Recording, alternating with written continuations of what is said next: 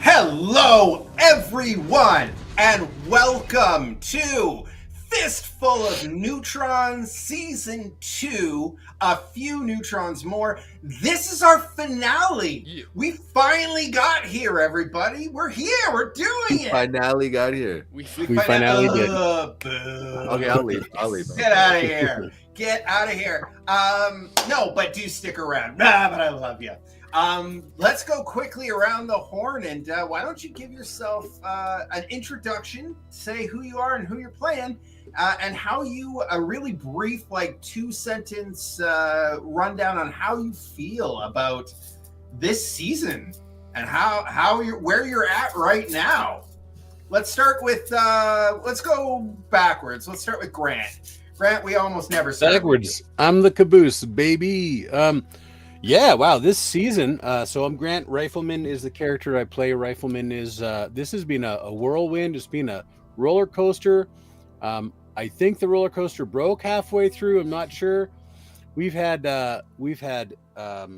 all kinds of twists and turns. The one thing that I'm happiest about is that I finally got to deal with that little Joshi. He got exactly the 308 that he deserved. So that's good. He did indeed. Let's kick it on over to Ryan. Why don't you tell us about yourself and who you're playing? Yeah, my name's Ryan. I'm playing Mr. Microwave, everyone's favorite Mr. Handy out in the wasteland.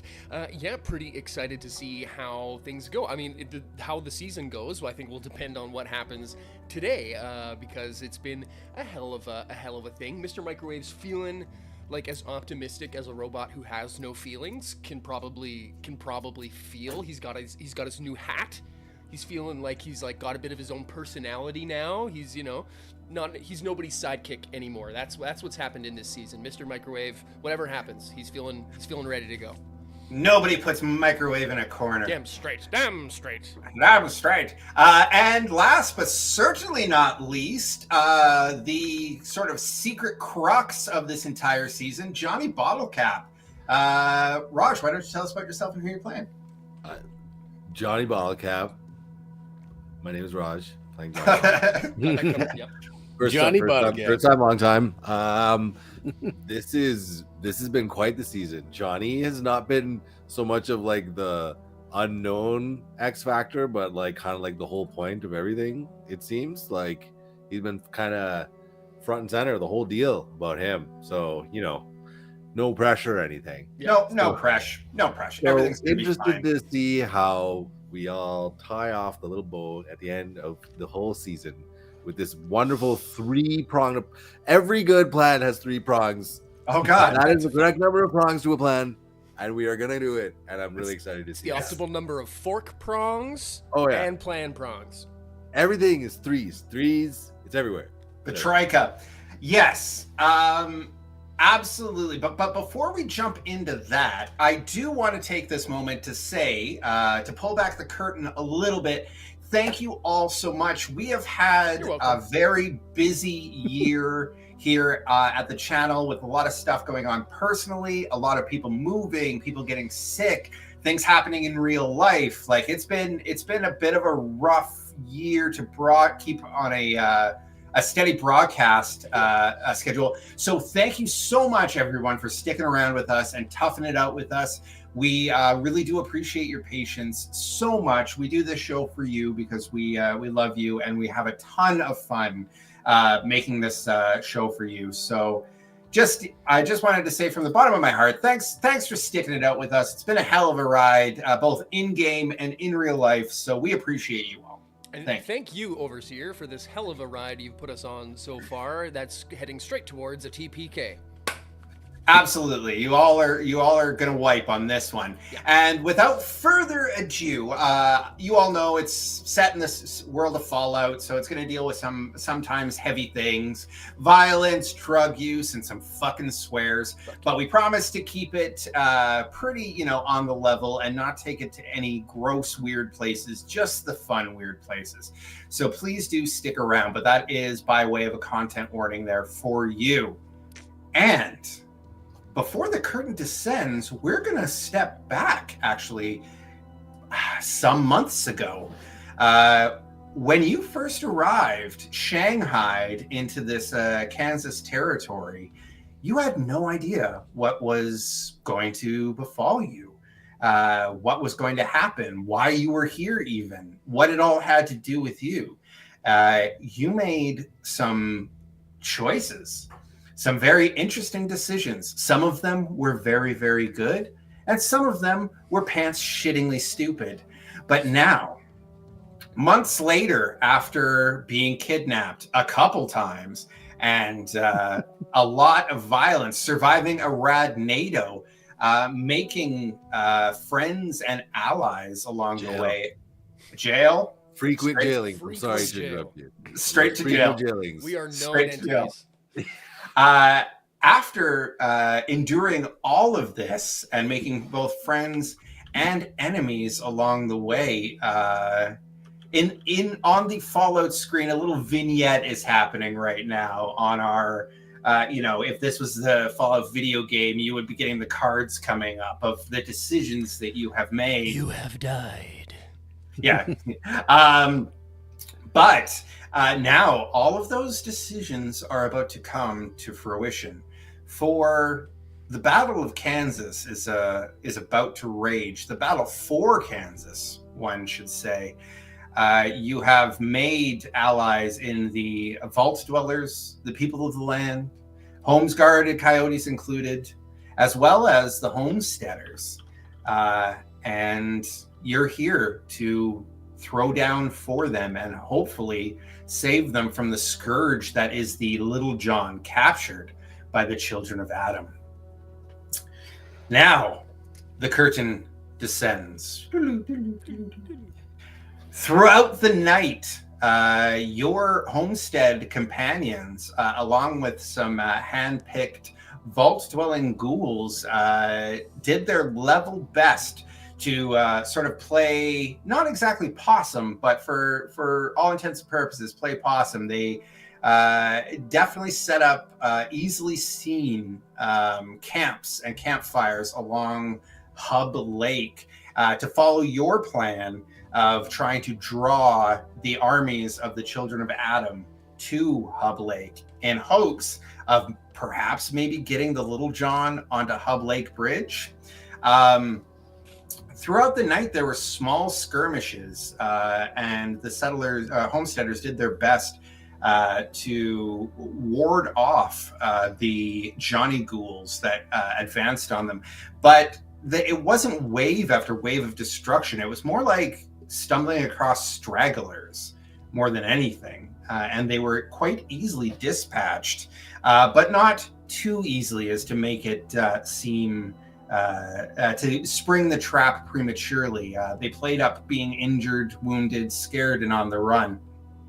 Throughout this entire night as well, the remaining ghouls from the vault worked tirelessly in revolving couple-hour shifts to get the Vertibird repaired and up and in flying status. They have done a remarkable job, and just before dawn, they are ready to start pre-flight checks. She ain't pretty, but she'll fly, they hope. They think. But as of right now, it is getting the finishing touches. You lot, where are you right now? What are you doing in the early pre-dawn hours? Which one? What have you just... Eddie, all of you. You're all together.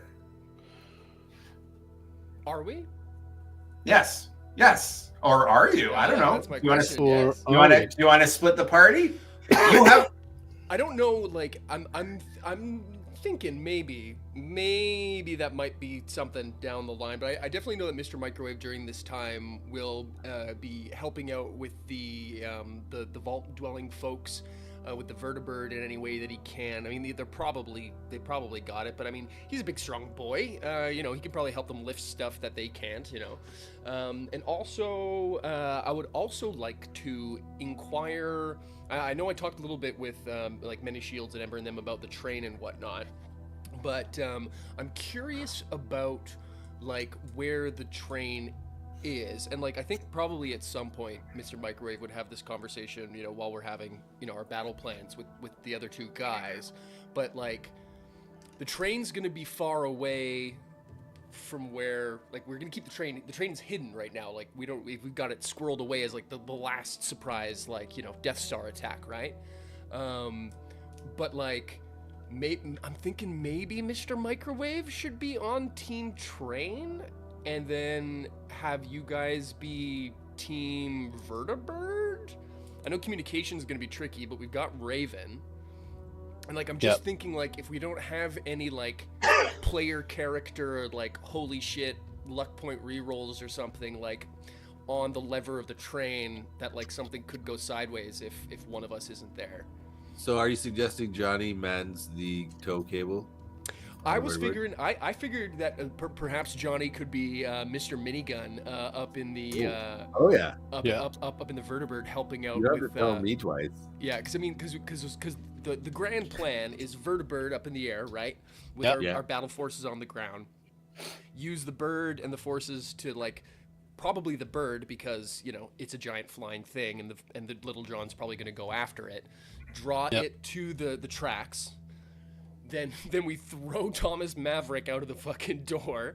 He bonsais, tries to grab onto the thing, and then we do the tie-up maneuver, keep it in place for then Mr. Microwave and whoever the Redeemers to plow this thing with the train, Back to the Future style. So I'm thinking maybe Johnny might be, like, with a plethora of luck points, could be a good guy to have up in that Vertibird. Yeah, it's true. All right. Johnny's doing a huff. If that's the plan, that's the plan. Okay. Can you take on this entire empire yourself, Johnny? One thing. Can we get some Dak? Can we get some Dak? I'd love to try to find out is if there's any sort of stash of explosives that we could bundle up in the Vertibird as a just in case. Ooh, I know, like supplies are probably low, and they just had to move, and it's been hell in a handbasket for these guys for the last couple of weeks. But if there happened to be a stash of explosives, why don't you give me? That's a good you one. know what? Give me a difficult. Give me a difficulty 3. there's a chance. There's a chance. A difficulty 3 luck explosives roll, Rifleman. Just pure luck pure holy explosives. shit. I have to buy a dice. Go for it. I have to buy 2 dice. I'm sorry, guys. Foul, please. We have luck. extra points, don't we? Yeah. Oh yeah, if you want to get rid of. I'll spend 2. It has 3. to be that way because or do we? So not a single success, buddy. What? Yeah.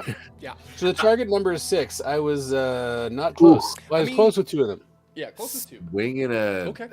God, that would have been good too. That would have been a good way to get its attention. I mean, to be a cheesehead, is that a phrase? Could if I was able to do like a charisma barter or maybe even the reason that I chose luck and explosives is because everyone in the hub or in the wheel, has pulled up stakes and fucked off. Yeah. So if it's not already loaded on a Home's Guard, or the Coyotes aren't using it, or if it's in someone's pack, it's unlikely that you're going to be able to find anything. So that's why I gave you the luck roll. Yeah. It's not that it's not that you had to barter for it. There's nothing to. We're down to Saving Private Ryan fucking sticky bombs here. Yeah. We have a nail, an old battery, and a can of tuna. Got it. Yeah, exactly. MacGyver, do we have any duct tape? So one roll to rule them all. Okay. So with this, it is now coming. You can start to see dawn's early glow off to the east, and Many Shields, Eugene, in his small stature, walks out wiping his hands clean with a rag, and he extends it to you, Grant, with a very rare smile on his face. Okay. And he says, with you and your friend's help, we might actually survive this night. I got to tell you, Grant, that when I first met you and put eyes on you, I didn't think that much of you. But you've proven me wrong. You brought my daughter back to me, mostly in one piece, and you have made a home here with the people of the land, and become a very valuable leader to us. And I very much appreciate your help, sir. And he calls you sir, and extends his hand out to you. I take it, and having learned a lesson, I say nothing. I'll nod solemnly. I'm not gonna. When I open my mouth, I tend to say abrasive shit. So I'm gonna not. He takes your meaning, and he, for the first time ever, I think you hear him laugh. It's a very quiet and sort of, just a very humble chuckle, basically. But he laughs and goes, I appreciate you. And he walks back into his workshop, and he shouts something and a loud whistle, and pulls the tarp off of his custom suit of golden power armor, and loads himself into it, and says, in the booming power armor speaker, Reclaimers, it is time to fight for your land. You will follow me. It has been many years since I wore this suit of armor, and promised that I would not put it on in vain. Today, we fight for our people, our future, and all of Kansas. And you hear the cheers of his reclaimers and the ghouls. We cheer too. Fuck it. Yeah, absolutely. Yeah. And as you move past, you see, just like all the other Homes Guard, he has sort of a pauldron with a little bit of, you could call it maybe a totem, but it's got handmade, handcrafted symbols, mostly animal symbols on the side of a mountain. And you can tell that Many Shields has put exquisite care into crafting this and creating it. You also see on his other shoulder is a very large mounted rifle. Mr. Grant, why don't you give me a difficulty 2 firearms small guns intelligence check? With absolute pleasure. What is that piece of candy? Oh, come on. I don't know what it is. Grant. It is a highly modified. There's a gun on his arm. You can tell on his other shoulder is a highly modified, incredibly high caliber sniper rifle. I would probably like that if I saw it, but I'm looking at my reflection in this guy's gold power armor. Just like, holy, I'm like poking the totem. Wow. You're staring at the sun right now. Right. Yeah. It's kind of got like a bit of a Warhammery thing going on. He's the fucking lion. Yeah. I like it. You get the strong cowardly lion. Yes, exactly. You get the strongest feeling that had he not stepped down, it would have been him and not Val Maverick that would have been the war leader. Nice. I'd follow this guy into war, and I think we're just about to. I think that's what we're doing. Right? One last piece of armament you see is the standard issue armor case on the back that feeds the belt into the forearm mounted rail spinner. Railway rifle? Yes. So this guy's decked out for fucking war. Johnny, on the other hand, like you see, while most other Homes Guard carry weapons, he does not. He melee weapons, I should say. He does not. He's got his big fuck around fists and the guns. So he starts marching off and says, "I will be taking forward position for my reclaimers, and I will see you on the field of battle. The ghouls from the vault will have the Vertibird in the air post haste." And he marches off with some of his, you might call them squires, in tow. Some of the older reclaimers are with him, decked out in armor and guns, and follow him. Like it. Okay. Damn. So I guess, I mean, the question there becomes, I mean, I guess if we're all together, you know, I'll say to the gang, reiterate the like, should we split up conversation? Well, gentlemen, it feels like the hour is upon us. I wish I could say I felt a little bit more confident, but I think we've got about as good a plan as, well, it's better than the last plan we came up with, I think. The whole walk right in the door one. But Oh, you're talking about my brilliant plan that went so well and led to the outcome we wanted? I personally was a fan, but there were some other ones who there were some other people overseeing who were a little perhaps surprised at our decision making. But at the very least, I'm all for one and one for all if we all just want to get up in that bird and go try to fuck around. But what do you gentlemen think, Grant? What are your thoughts on a divide and conquer sort of situation? Yeah, it makes sense to me for one of us to be on the train.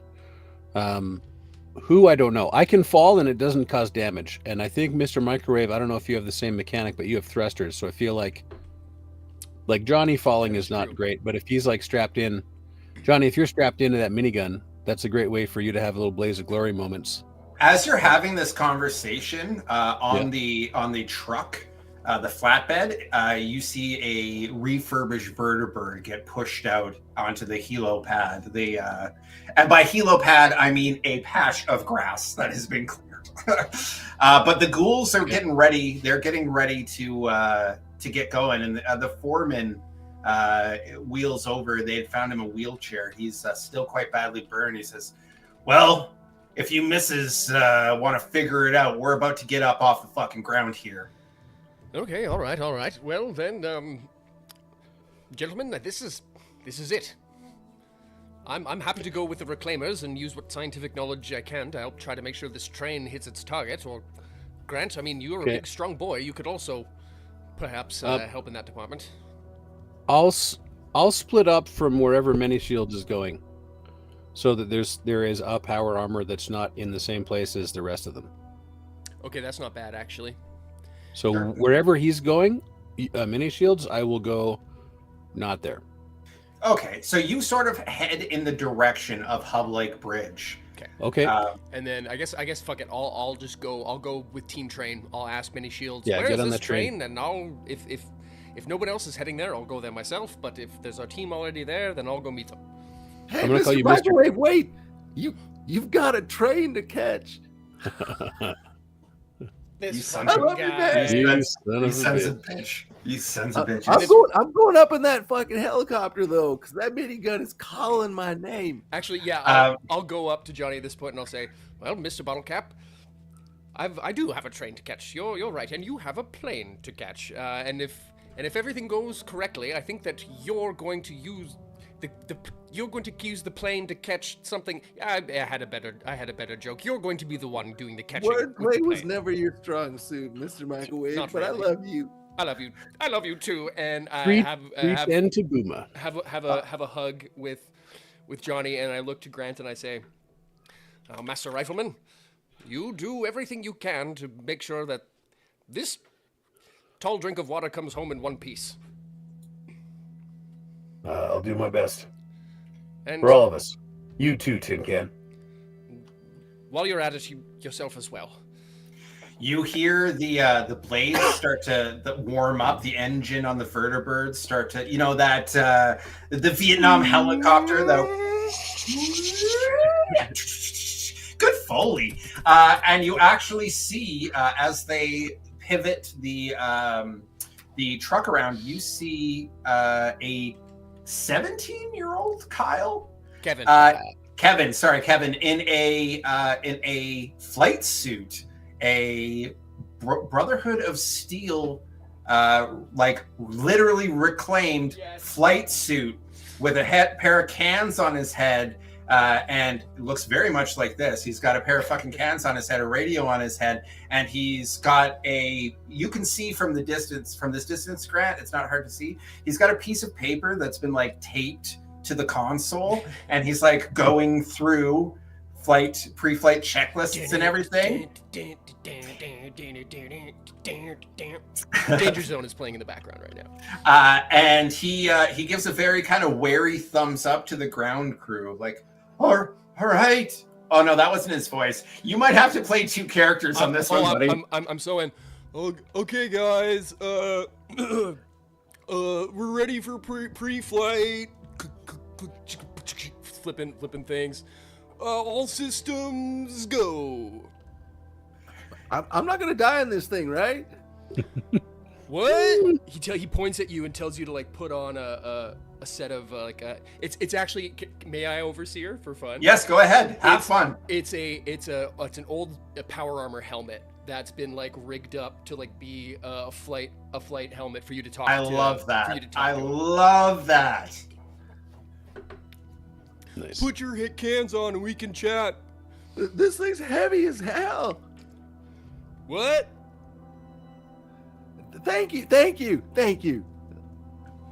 Yeah, no, it's good. You just, as long as he starts like telling you all kinds of things that like you should be able to understand what sounds like really important information, but like you can't. All Johnny. Whatever like, you do, don't pull the. Yeah, exactly. Yeah, exactly. Yeah. Everything will be fine, but like, just don't. As long as definitely don't forget. Yeah.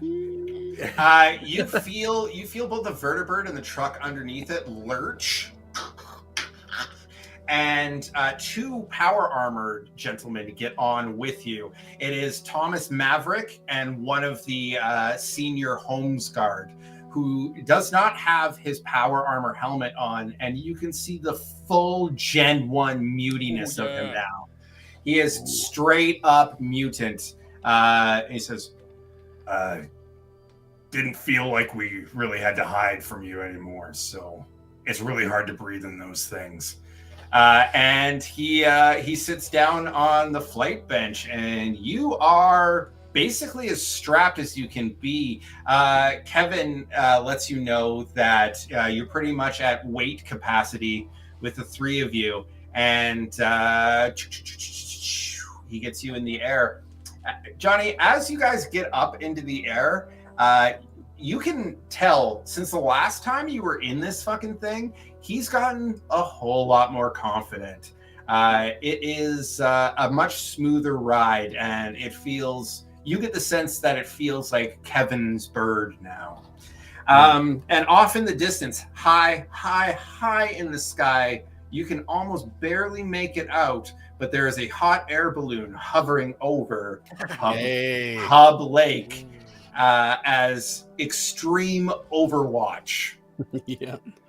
I'm a little scared by that, but Grant, you have headed off to where the vault dwellers and homesteaders are perfecting their little ruse to try to draw in the army. And Mr. Microwave, a burned but not deceased ghoul, the foreman, rolls up to you and says, "I hear you're going to go after Ember and get on that train." Oh, Master Red, that's correct. My combat prowess is usually pretty up close and personal, so I figured that my brain power might be my most valuable asset in this battle. It's not far from here. I've been instructed by many shields to give you the coordinates. It's in a train switching yard that is only about 4 or 5 kilometers southwest of here. So by the time you arrive, Ember and her crew should have cleared out any hostiles there and should have the train up and running for you. Fantastic. you guys are probably going to have a problem figuring out which is the right set of tracks, but that's your cross to bear. I guess we'll burn that bridge when we get to it. Okay. Well, hopefully it's not burnt before we get to it. And in fact, I was actually going to ask you while I have you here, if you have any perhaps sort of any knowledge of trains or any sort of information at all that could assist us with trying to take this thing down. So wait, you're asking me, a pre-war ghoul who has lived hundreds of years underground in a vault, if I know how to drive a train? Well, not drive a train, but you know how there's back in the pre-war times, there used to be like train guys or like bus guys, you know what I mean? Like they're a very specific kind of guy. Like some guys were train guys, and maybe you were a train guy. You're a mechanically engineered guy. You seem like a train guy. I'm an explosive guy. Oh, well then. Perhaps that could be. You don't have anything left over by chance from I imagine the pyrotechnic display back at the ghoul swamp was probably. He kind of laughs and chuckles. He says, "My fighting days are over, Junior." And he goes and he turns his wheelchair and he rolls away a little bit back towards the machine shop, and he stops and he pivots back to you and he says, "But that train, it's itself a bomb. You know what?" And he takes his glasses off. "I might be able to give you a hand after all." Smash cut to Grant. You are flat heading alone through the friendly territory. You've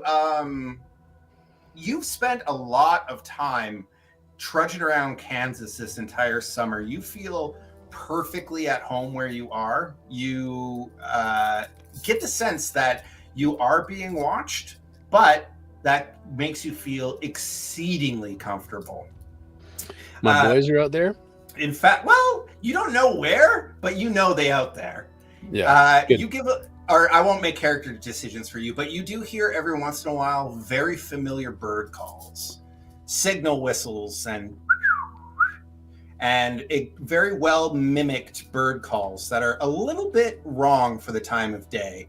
And that puts you at ease. So you know somebody out there has got eyes on you. Every time those bird calls go and Duke stops and his ears kind of perk up, I just scratch him behind the ears. I say, "It's okay, boy. They're out there with us." And, absolutely. And every now and then I'll throw out a bird call too. Basically, and everything is good. Something equivalent to like Godspeed, coyotes. Yeah, and a uninitiated would just see it as you whistling. You're just a whistling dipshit as you wander through. But you, as you are initiated, you give these calls and you get curt responses, but they're not unkind. They're very reassuring. It's about 2 hours later that you come across the first camp. And you see Titus easily handling one of the Johnny Ghouls who has made its way across the lake. And you just see him finishing it off, one-handed sledgehammer across the skull. Very nice. I'll call out to him so he doesn't freak out and think he's being under attack. We just want to turn around and get a sledgehammer to my own face. Titus. And I'll kind of jog up to him. Yeah, he turns around and you're doing the... He's slightly confused at first because I don't think Titus has seen you in this power armor yet. Mm-hmm. Like, I don't think that he's seen you in the frame. Last time he saw you, you were walking around on your own two diggity dog legs. But so he quizzically looks at you and raises his sledgehammer a little bit and then breaks into a broad, toothy, missing a few teeth smile. He says, "Well, goddamn, Grant, you got magic legs." I do. Long story short, frag mines and fusion cores don't mix. You got anything lessons for learned. you got anything for this? And he kind of wiggles his like thick stump at you and smiles. Buddy, I tell you what, we get through what's coming here and we'll figure something out. I really only need the bottom half of this suit, if you know what I'm saying. We might be able to hook you up with some kind of a backpacky arm thing. That's my favorite half, though. And he kind of gives you a wink. And he says, come on in. I'll give you the rundown of what we dealt with overnight while you guys were off doing whatever the fuck you were doing. And he catches you up to speed. They have been kind of doing guerrilla hit and move up the coast of Hub Lake, going fast enough that it seems like they're trying to escape, but resistant enough that the armies of the COA still engage.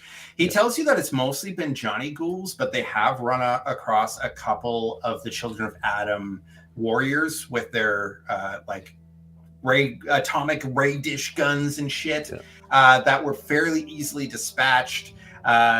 They've got Thena with them, and they've got Merrill kind of running with his Appaloosa up and down the coast as messenger between the different groups.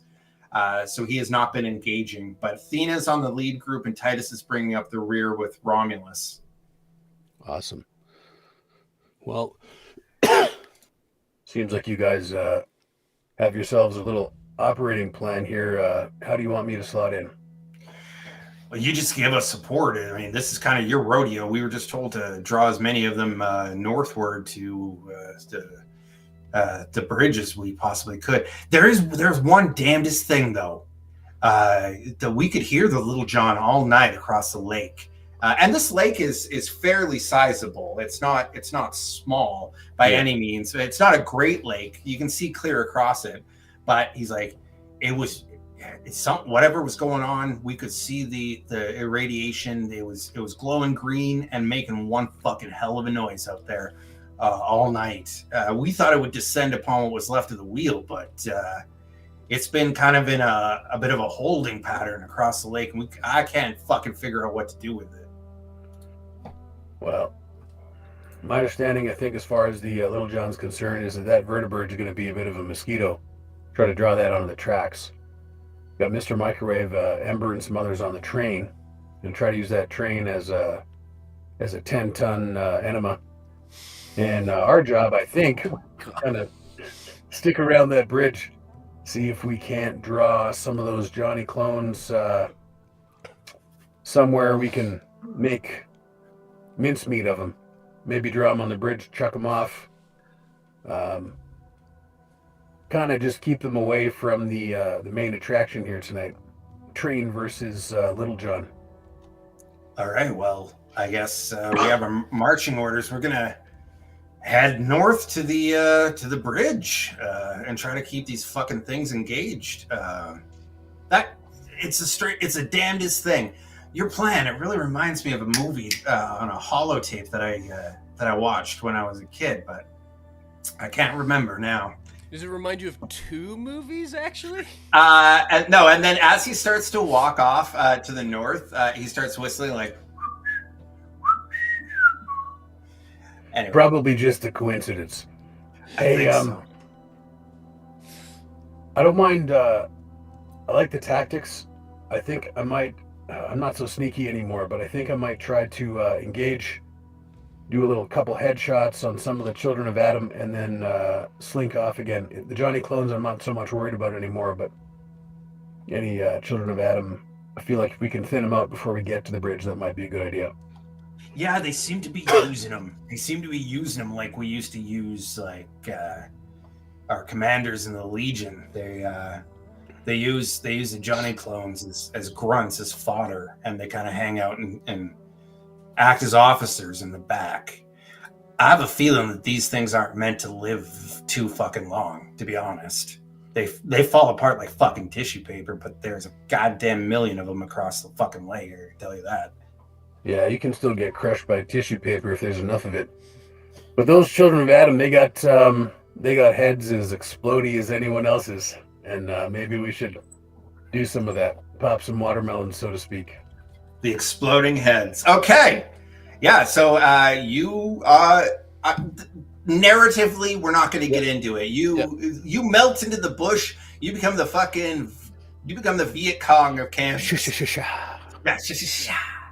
You start fucking moving through the brush and crawling through the tall grass. And every once in a while, after you take a shot, many shots around you will ring out as backup. You have a feeling that the coyotes are keeping an eye on you somehow, somewhere. Yeah.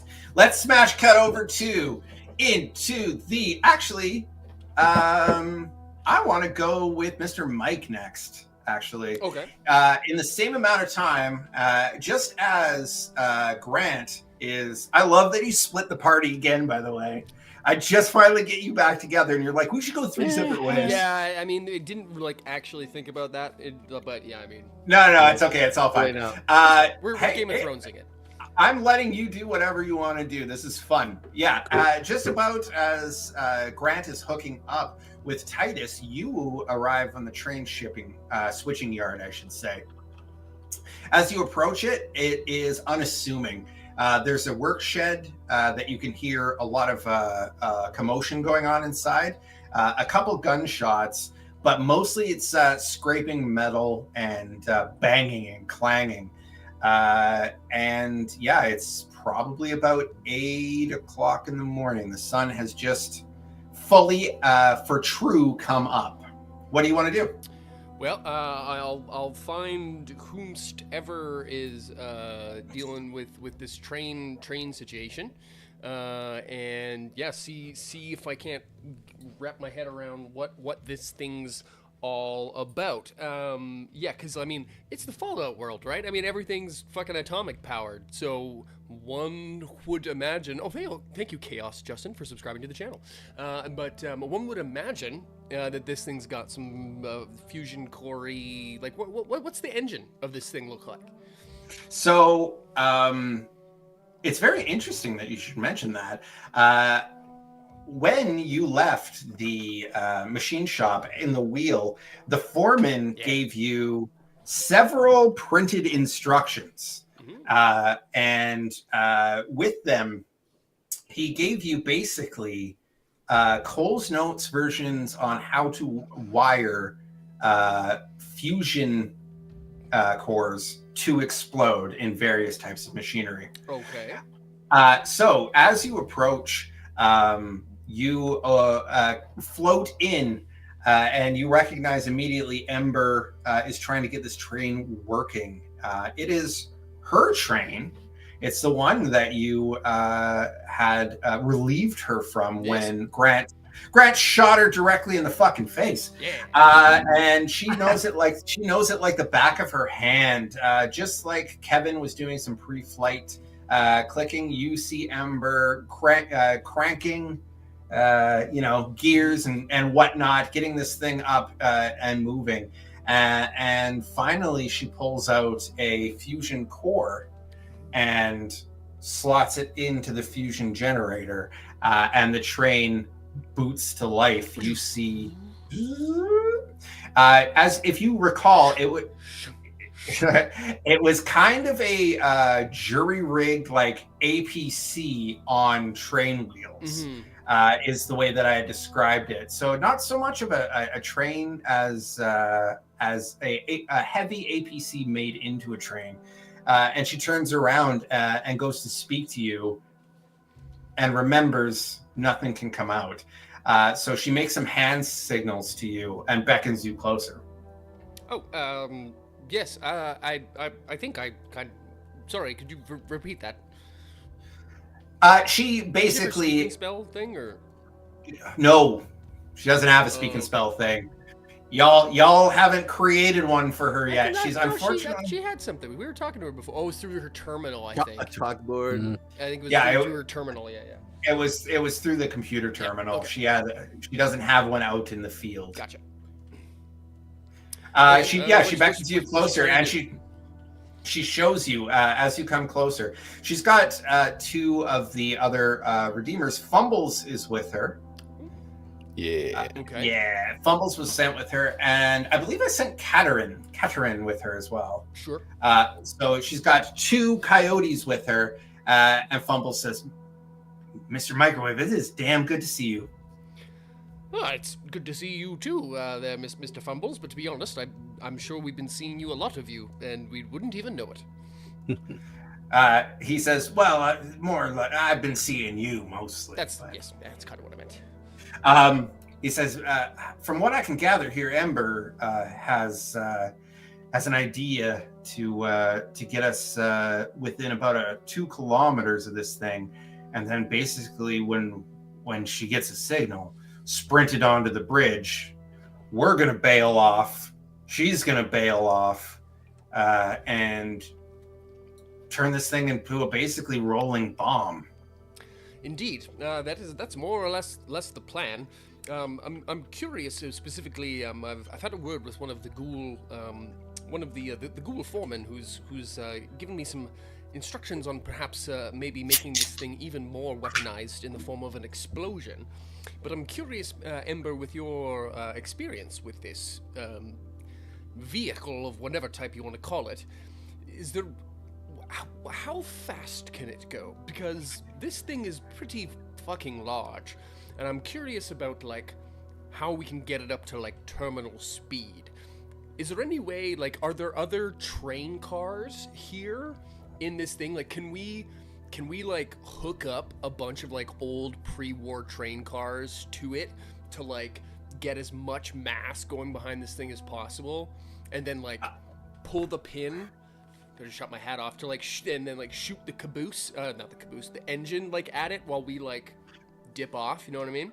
I don't know the physics of that, but I'm willing to give it a go. She sticks her hand out and gestures like for you.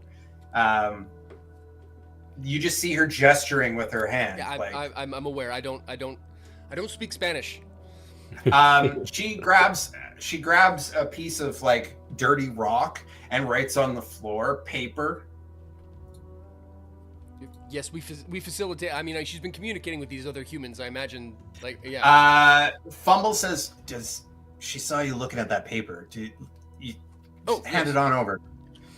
She looks at it and then she like kind of gives a wry smile and walks off the train and kind of like looks around, and you follow her and see that there are several like wheat cars, like old pre-war wheat hauling cars. That's what I'm talking about. Yeah. That have been like rusted shut long ago or raided, but they're still serviceable, and you think with a little bit of jimmy rigging you could hook them up to this thing. Okay. Yeah.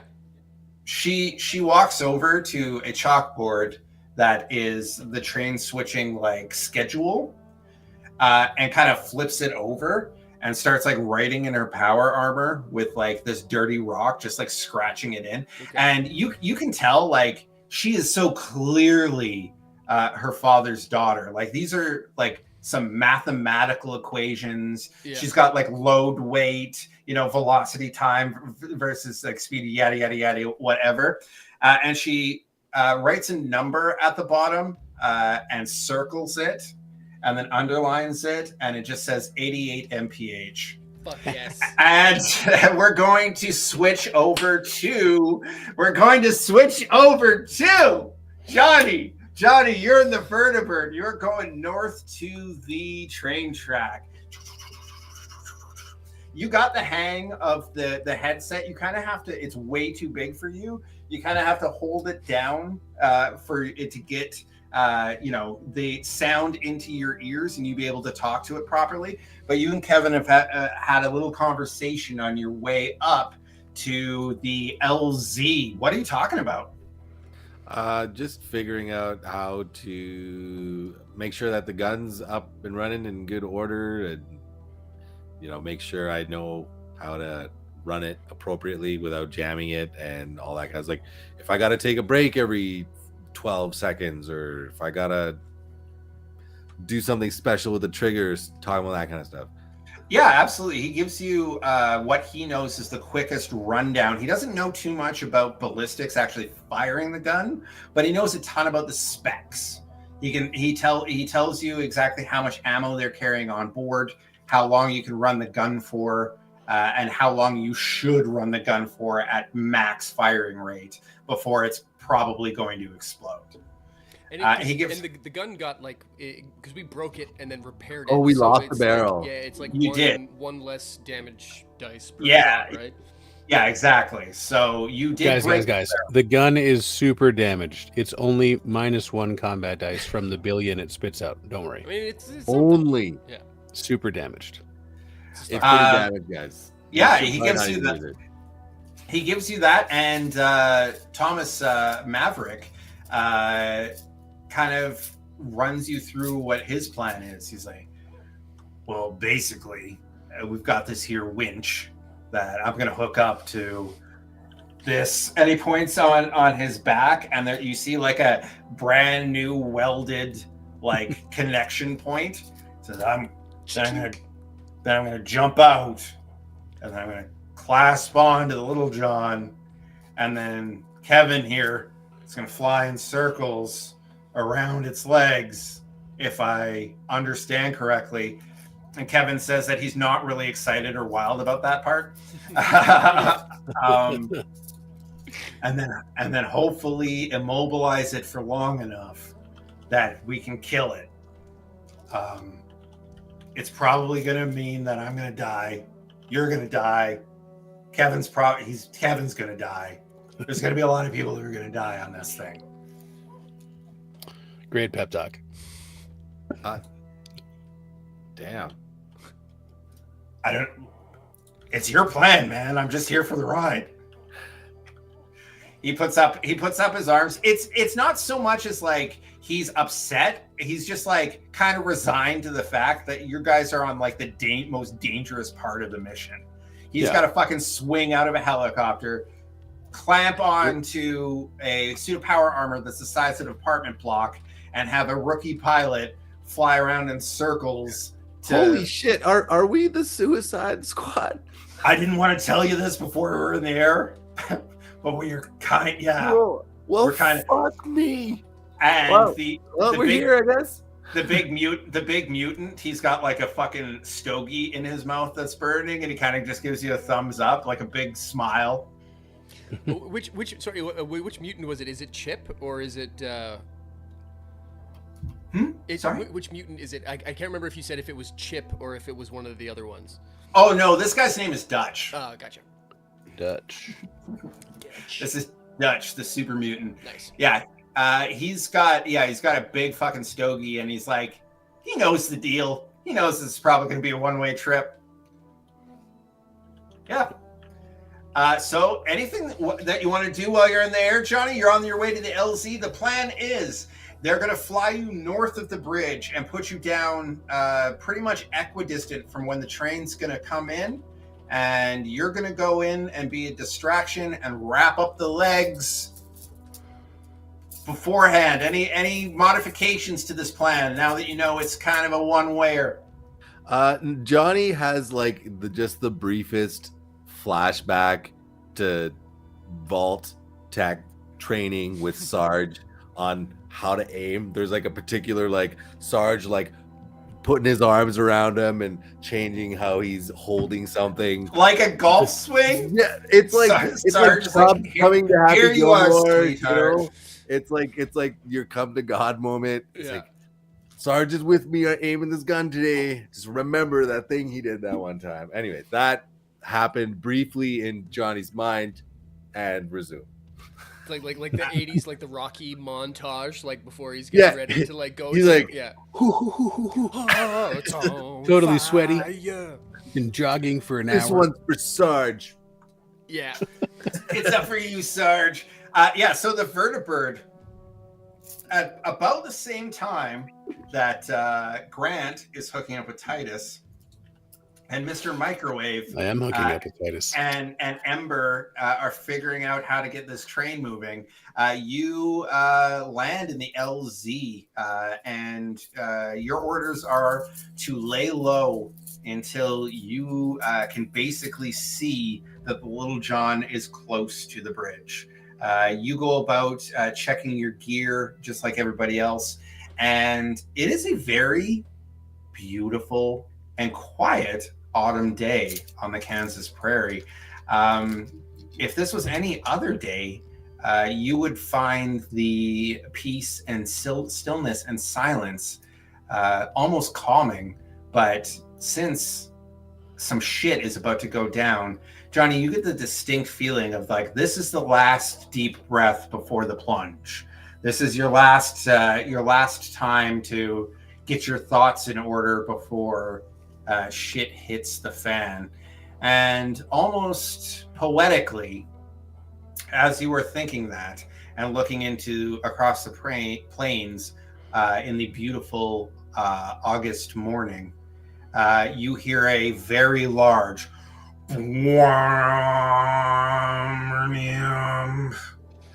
from across the lake, and something that you haven't seen since you entered Kansas, Johnny, you set eyes on. It is a large stack of black smoke that's chugging closer and closer to the bridge. Johnny, that's the sign of the Black Despair. And at that, we're going to take a break. What? We're going to probably run a little bit later on this episode, guys, since tomorrow is for us a holiday, and also it's the season finale. I want to get this done. I want to get this done. But yes, Johnny, as you look across the plains, the telltale black smoke coming from the wrong direction of the Black Despair. Dun, dun, dun. We will see you guys, let's say 10, 15-ish minutes. 10 minutes. We'll be back at 9:40, and we will get into the next section of the season finale of A Few Neutrons More. Come on back in about 10 minutes. Okay. Bye. Love you guys.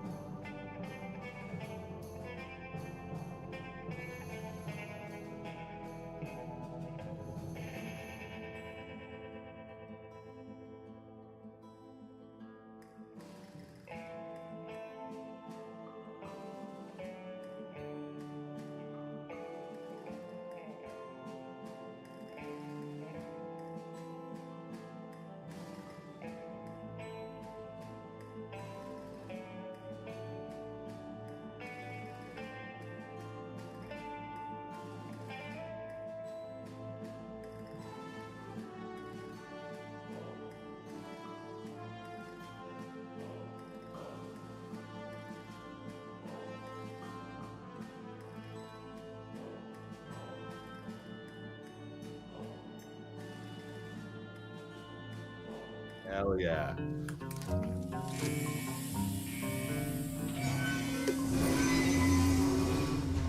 Welcome back, everyone, to Fistful of Neutrons Season 2, A Few Neutrons More. This is our season finale, and we're going to end it off with a bang. Where we left off before, bang, before the commercial break, is that a large cloud of black smoke and a great boom had echoed across the lake. Grant and Johnny, you have heard this. You have heard this sort of call and seen the black smoke. In the intervening probably 30 minutes since you saw that, it's time to get everybody into position. You moved up to the bridge. Your coyotes had come out of hiding, and they are now creating a firing line in a conal pattern on the bridge. The homesteaders are helping as best they can. They're throwing everything that they can up as sort of impromptu barricades. And you see Thena behind some of this junk, repositioning sort of like rubble and like nervously like moving it back and forth with her rifle on her arm. And Meryl gallops up and says, that is all that I can do. They have taken the bait and they are on their way. There are only stragglers left on this side of the bridge, but they are fully aware that we are here. And he looks around and says, I wish you all the best, and I will see you after this is done. And Titus takes his position next to Thena and gives her a big hug, and you can see they share a quick kiss and get ready for the oncoming battle. Grant, how are you positioned? What are you gonna do? It's been tough because my strategy, I think, has changed a bit since I lost the use of my legs to the frag mine many episodes ago. I'm not very stealthy, and I'm sort of like I don't want to go try to lay down in the grass with power armor. I mean, I guess I could, but so this lake, it's roughly speaking, let's say round. So like there's coastline or shore to the right of us and shore to the left of us, right? If I was facing the bridge, there's shore on both sides. If you're facing the bridge, where you are actually is at a very, very narrow part of the lake where the pre-war engineers had built a train overpass through over a small town. Now, if you remember from the Quiet Year, this lake didn't form until after you guys fucked around and did stuff. So it basically flooded a valley. But luckily, this bridge is over a very narrow part of this lake. In the gulch where this the pre-war bridge was built, it was the narrowest part to try to get a train over. Now it is filled with water. I'm getting some input that I should disguise myself as a big bush or a small tree. I think that's a fantastic idea. Are you going to try to build an impromptu ghillie suit? You know what? Fuck it. That's a great idea. Yeah, I'm going to start it's like stuffing like branches and twigs into my because I don't have any armors. There's all these like exposed parts of my my frame. So yeah, I'm going to try to like suit up a little bit and then go stand behind a tree, not that close to where everyone else is. I want to be, I don't know, 100 feet, 50 meters. No, actually, that's not even anywhere close to the anyway, 100 feet away from where most everyone else is standing. Sounds good. As you do this, it's no problem. There's a scrub brush and foliage all around.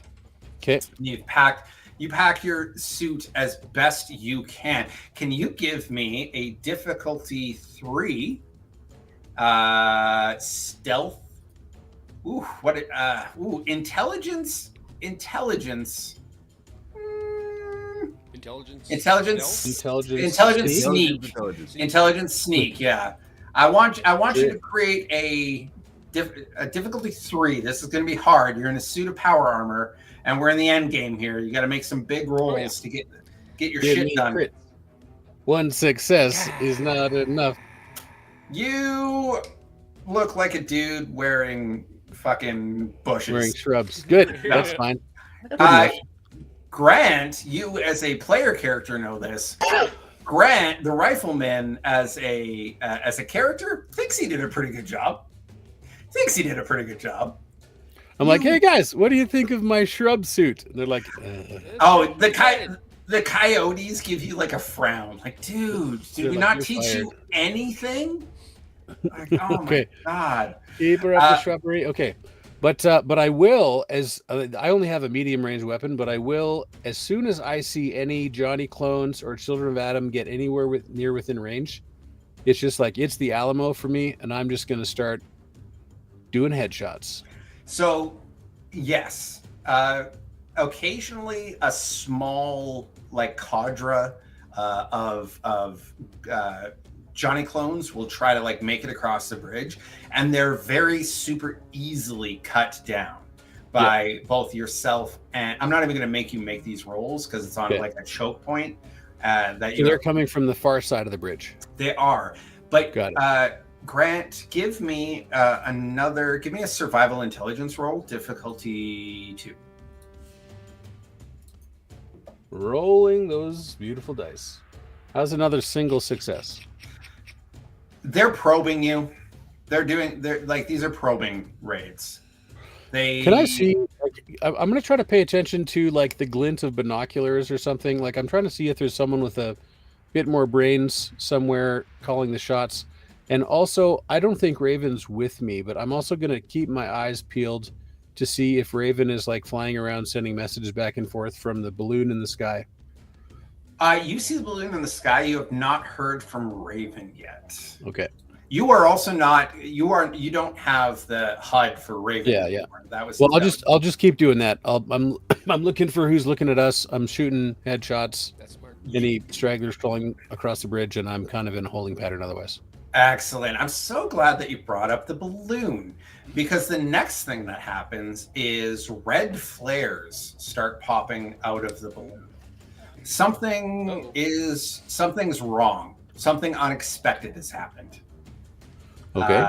Don't like that. And after about 10 minutes, everything is like kind of eerily quiet in between these raids. You see new players start to show up on the other side of the bridge. These are not Children of Adam, and they are not Johnny ghouls. They are raiders. They are. Can you give me one more roll? Can you give me a perception survival roll, please? Difficulty 2. Way better target on this, but no, I can't roll anything today. Grant, what is happening? They're raiders. Man. They're raiders for sure. Yeah. They're raiders. They're Well, human. they're getting shot in the head. Well, they're a bit too far out of range for you. They're still on the. They're not crossing the bridge, but you see new players show up in the enemy's camp on the other side. We're gonna switch quickly over to Johnny. And Johnny, you hear the gunshots. You heard the blom. You heard the big boom and everything. And Mr. Maverick, Tom Maverick, he sees you getting antsy, and he reassures you. He says, "Our orders are to wait. We only get one shot at this. We're not going up in the air until we see the train on the move. Do you understand?" All right. We stick to the plan. Johnny kind of slaps.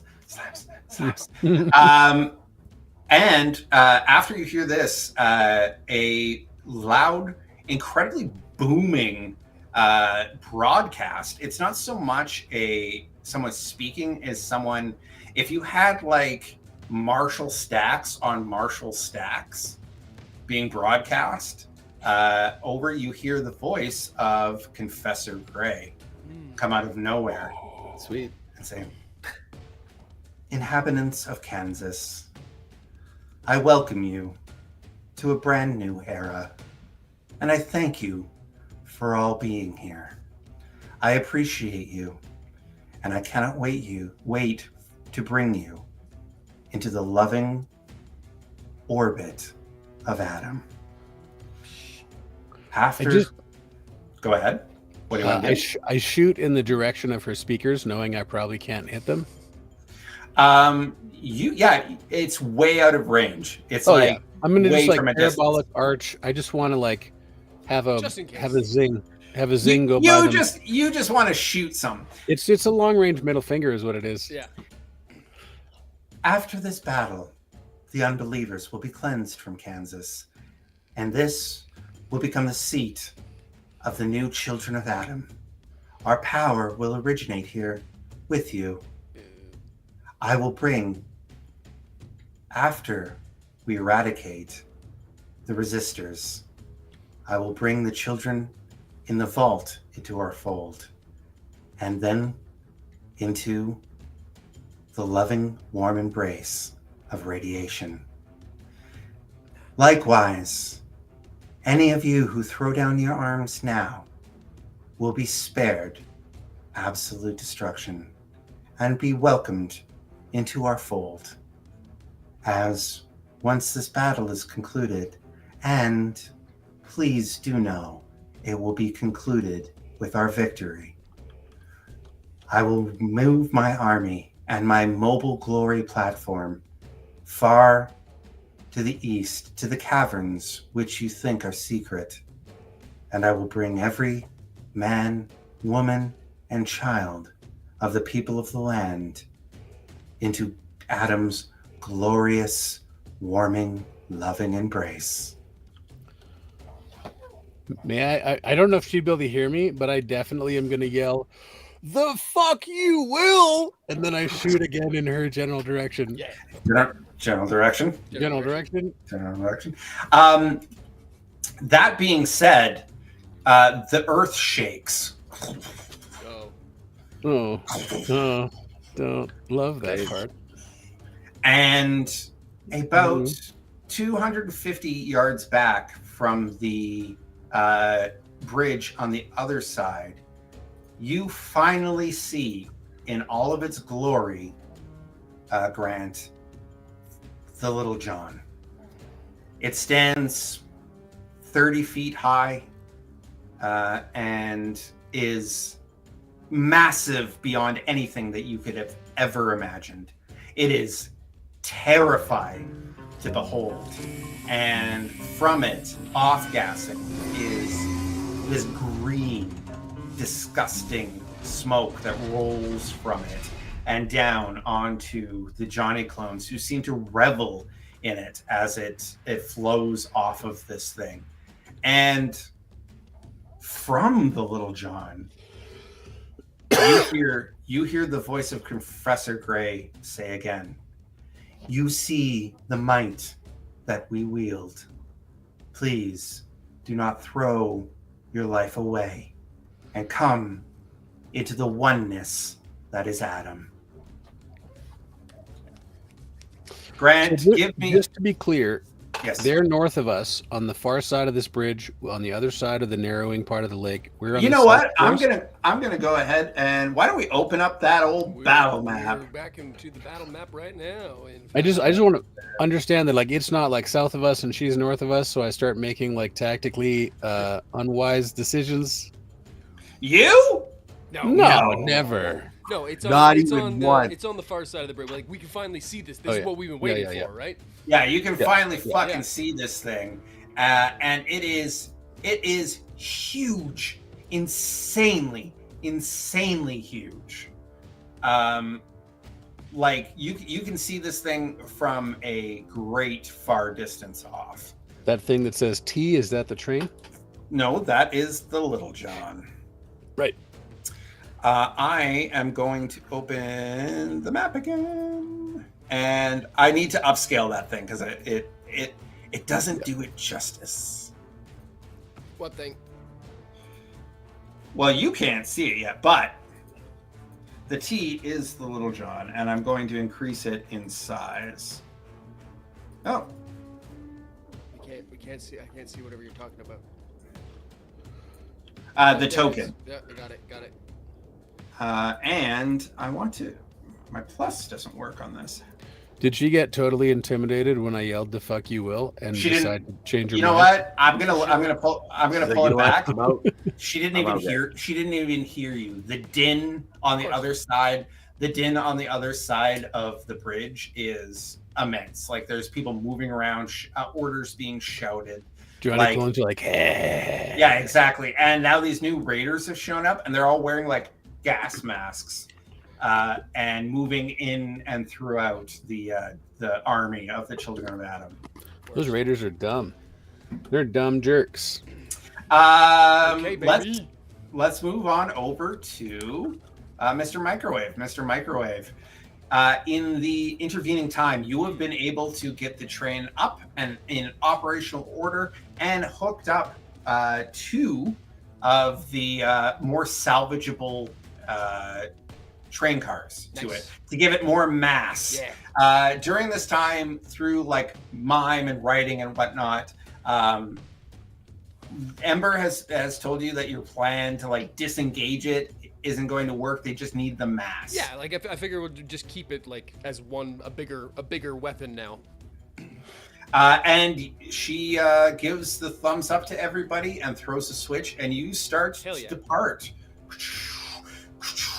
Can we see, or we're too far away to see, or can we see the Little John from here too as well? No, you are unfortunately too far away. You can hear commotion on the other side, and you heard some of the deeper bass tones. Like think about hearing like a music festival from across the city. Yeah. Like you know something's going on over there, but like, But and I it just want may- to make sure that we've got the signal to go to like our like launching part. Oh yeah. Shit is popping Okay, off. perfect. Then that's where we go. I jump up on the train, get a move on. Absolutely. As you do this, everyone should know that like Confessor Gray's proselytization continues on in her creepy tones. Love it. Grant, you see that stronger and stronger waves are making their way across the bridge, and it's getting a little bit more difficult to deal with them. They're figuring stuff out. Okay. You also see more and more Children of Adam and more raiders moving across the bridge with them. They are dispatched, but not as easily as the Johnny clones. And as the raiders get closer, and you can see their markings a little bit better, you see that they are actually locos. Of course. Shit. Okay. Sweet. From that stupid train. God. From that stupid fucking train. Train. Goddamn Um, good. Oh, actually, I have a quick question, Justin. Yeah. With the papers and whatnot that the foreman gave me, do I need to like do anything like ahead of time to make sure that like that this is good to go before we get to like go time? Is there any like prep work I have to do to make sure that this thing's rigged to blow? You think that if you destabilize the core enough, and then a large impact following that, it's enough to do the job. Okay. It'll set off a mini nuke. So like, basically. but like I don't. So like it's something I'm gonna have to do like at the time, like pull the pin type thing. Rather than like prime the pump like now.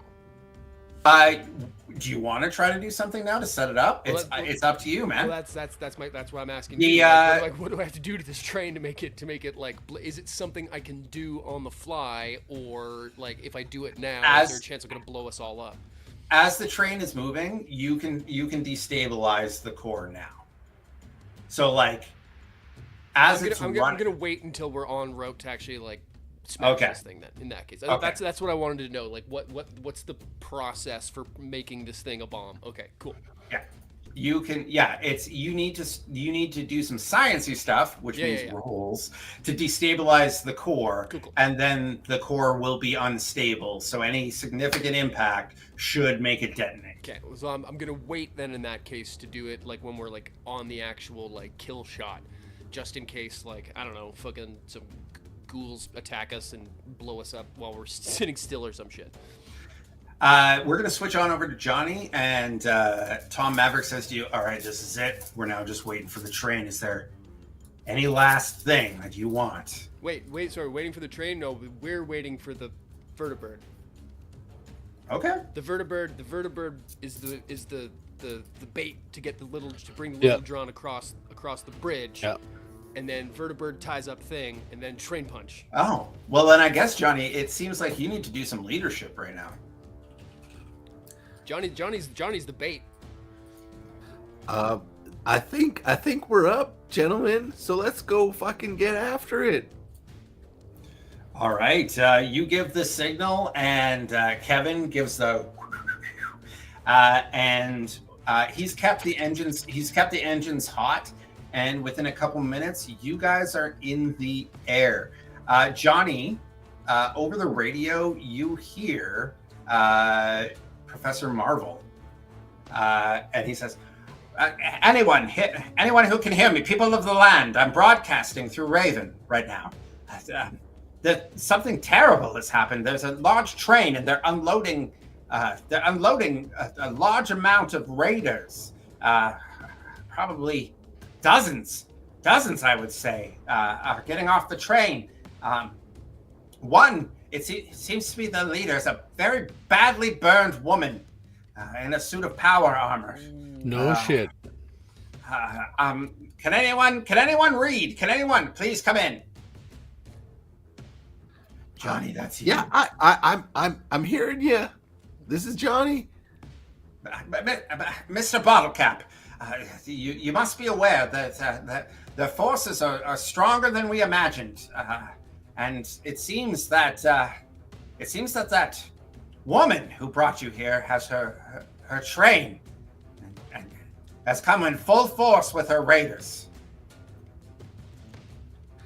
I feel like we're kind of at a point of no return.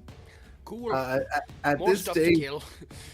I mean, I, as much as I'd like to regroup the team and let them know what's up, I think we just gotta go ahead. I just wanted you to be aware. It seems like they have amassed their entire. Hold on. That something strange has happened, and then you just hear static. And you can't raise Professor Marvel again as you fly fucking north to the, or I guess I should say you're kind of going northwest to the bridge. Johnny, you are up. Yeah. As you crest over the horizon, you see the Little John, and it is terrifying beyond your comprehension. This is the largest piece of machinery you have ever seen. For those in the real world, like imagine those like strip miners buckets, those incredibly giant like strip miner buckets. It's kind of on that scale. It dwarfs anything that you have seen. And Thomas, Maverick says to you, he's like, all right, well, Mr. Bottlecap, I guess it's time to be a fucking hornet in this thing's ear. Let's light him up.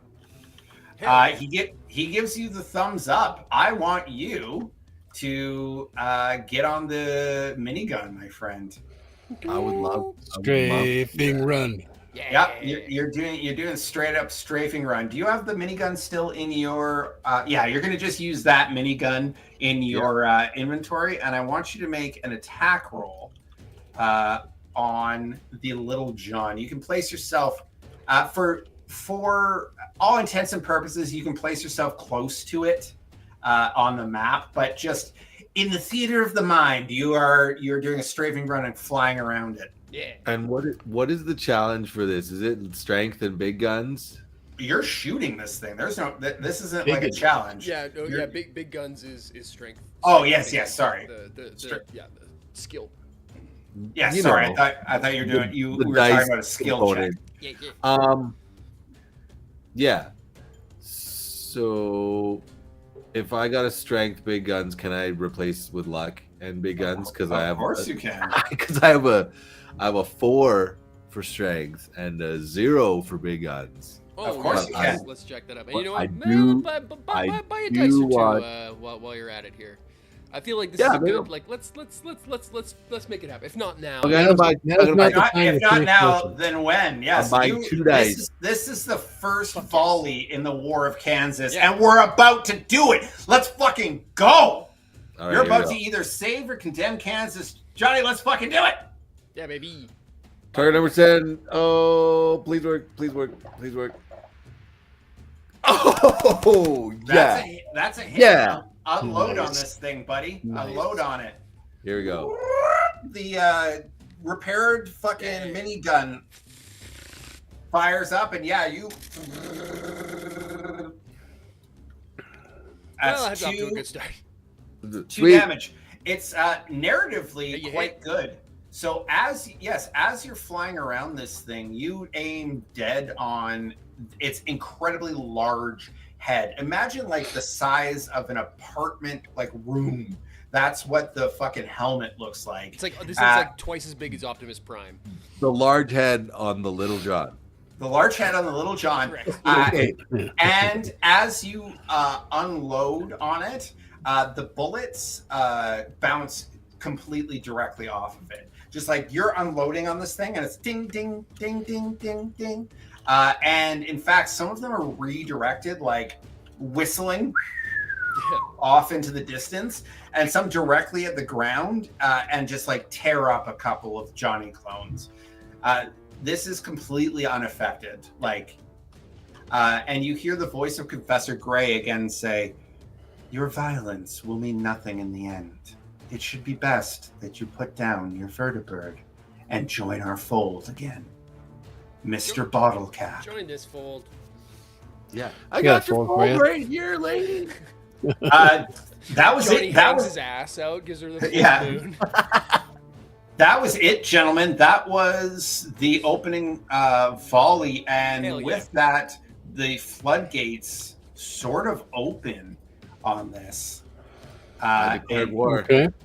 War were declared. War. I declare War. Prima Nocta. what would happen if Prima knocked him? Fuck off. Season 1 War. rollback. War were declared. Okay. Yes. Yep. So I'm going to start placing some shit on the map. Get the shit right up on that thing. Yeah, son. Yeah. Okay. Cool. So Johnny's in the air. He's got the thing going. So yeah, we'll just get to for Train Man. Well, I'll just wait. Or once we get to like that, like 2 kilometers out, sort of thing. You were saying from the actual like bridge head. We'll just like. You guys and- you guys are moving. This is happening sort of in media res. Yeah. Exactly. For you. The Little John has not quite yet taken the bait. It's kind of just standing there as it starts to send Johnny clones across the bridge. They start to flood over it, and they are running exactly like feral ghouls do. They are just flat out screaming across this bridge. Yes. Jesus, that's a lot of Johnny clones. I love that. Yeah. The encounter, Battle for Kansas. Let's add you guys to the combat tracker. my. Look at all of them guys. Oh no. There's a bunch of them. There is a bunch of them. And then there's the bridge. Oh, that's so many. Tell him, Gardos, That's more than for the one. map. Yes, thank you Couple. so much. That's at least 6. At least. 6 Minimum. billion. Minimum. At least. All right, I'm gonna start adding these fucking Johnny clones. Actually, for Get us doing stuff. yeah, we won't need to do that. Yeah, fuck your housekeeping. Let's go. All right. Grant, you are fucking up. You start to see a flood of Johnny clones backed up in the rear by some of the, you guess now, kind of more expendable raiders in their raider power armor. What do you want to do? They have power armor too? Oh, shit. they're power armored up locos, dude. Those smoggy Okay. dudes. So that changes my plan a little. I was gonna like run into the middle of the bridge and start like chucking Johnny clones off, but Oh my god, your plans are so fucking They're good so all the time. bad. They're so bad, Grant. Everyone's plans are awesome. You guys are the best at planning. I hate you guys. So instead, I'll do the super exciting thing, and I'll find cover, and I will take shots from behind cover where I am safe. I'll do that. We're There's just going to other do this. things too, but yes, that's a good idea. Yeah. That's a Like, good if you want to idea. do something narrative, that's fine too. But we are going to play this whole thing out, except for the Little John, in sort of narrative. Yeah. So yes, you start unloading because I don't want to have to take a million turns for Yeah, everyone. I mean, Sure. yeah, it'll take forever. So I will say I am going to move up the bridge because fuck you guys. I'm going to move up the bridge. I'm not going to get into melee range. Yeah, that's a As good they idea. get closer to me, I'm going to move backwards. I'm going to try to antagonize. I know I can't damage the Little John with my little 308 at all. I'm not going to try, but I am going to try to get as close to them on the bridge as I can, shooting targets of opportunity. I'm not going to waste my time with Johnny clones. I'll shoot non-armored people, children of Adam, speakers if I get close enough to hit them. Little pot shots at Confessor Gray's shit, even though I'm sure she's behind 40 inches of steel. So to clarify, those speakers are on, like, in the Little John. They're part of got Little it. John's Oh, like gotcha. broadcasting system. Are So, they like, armored? You don't know where they're coming from. It's just Okay, like a fair loud enough. booming, like Right. I'm gonna go across the bridge. I'm not gonna get into melee range as they get within 30, Why don't 40 you put feet of me. yourself on this map, sir, and tell me exactly where you want to be? Right? Is this a good place to start? Hey, man, if that's where you want to be, you fucking give her. No, Okay, I'm yeah, there, but I just put myself on the map. yeah, no worries. You're chugging up. Yeah. So as you hear this, Mr. Microwave, this is a good time to, as you guys are, you heard the broadcast as well through Ember's armor. You were able to pick up the broadcast, and you heard everything from Professor Marvel as well. Okay, good to know. So you kind of know that it's fucking going on, and from this distance you can hear the gunshots and stuff. So Nice. Okay, yeah. Then, yeah. Where am I? Am I stationary at the like? Okay, when the John's at the bridge, we go, or am I like going still on the way there? you're not really able to slow down at this point. You don't think? You think things popped off a little bit earlier than you wanted them to. You could, if you wanted, to slow down and figure out what you wanted to do, but Well, so here's okay again. So I'm not sure you fully understood what I wanted to do with the train. Was that like when we were at it was a two-stage thing. We go to one place. okay. Then you're go to still in another the place.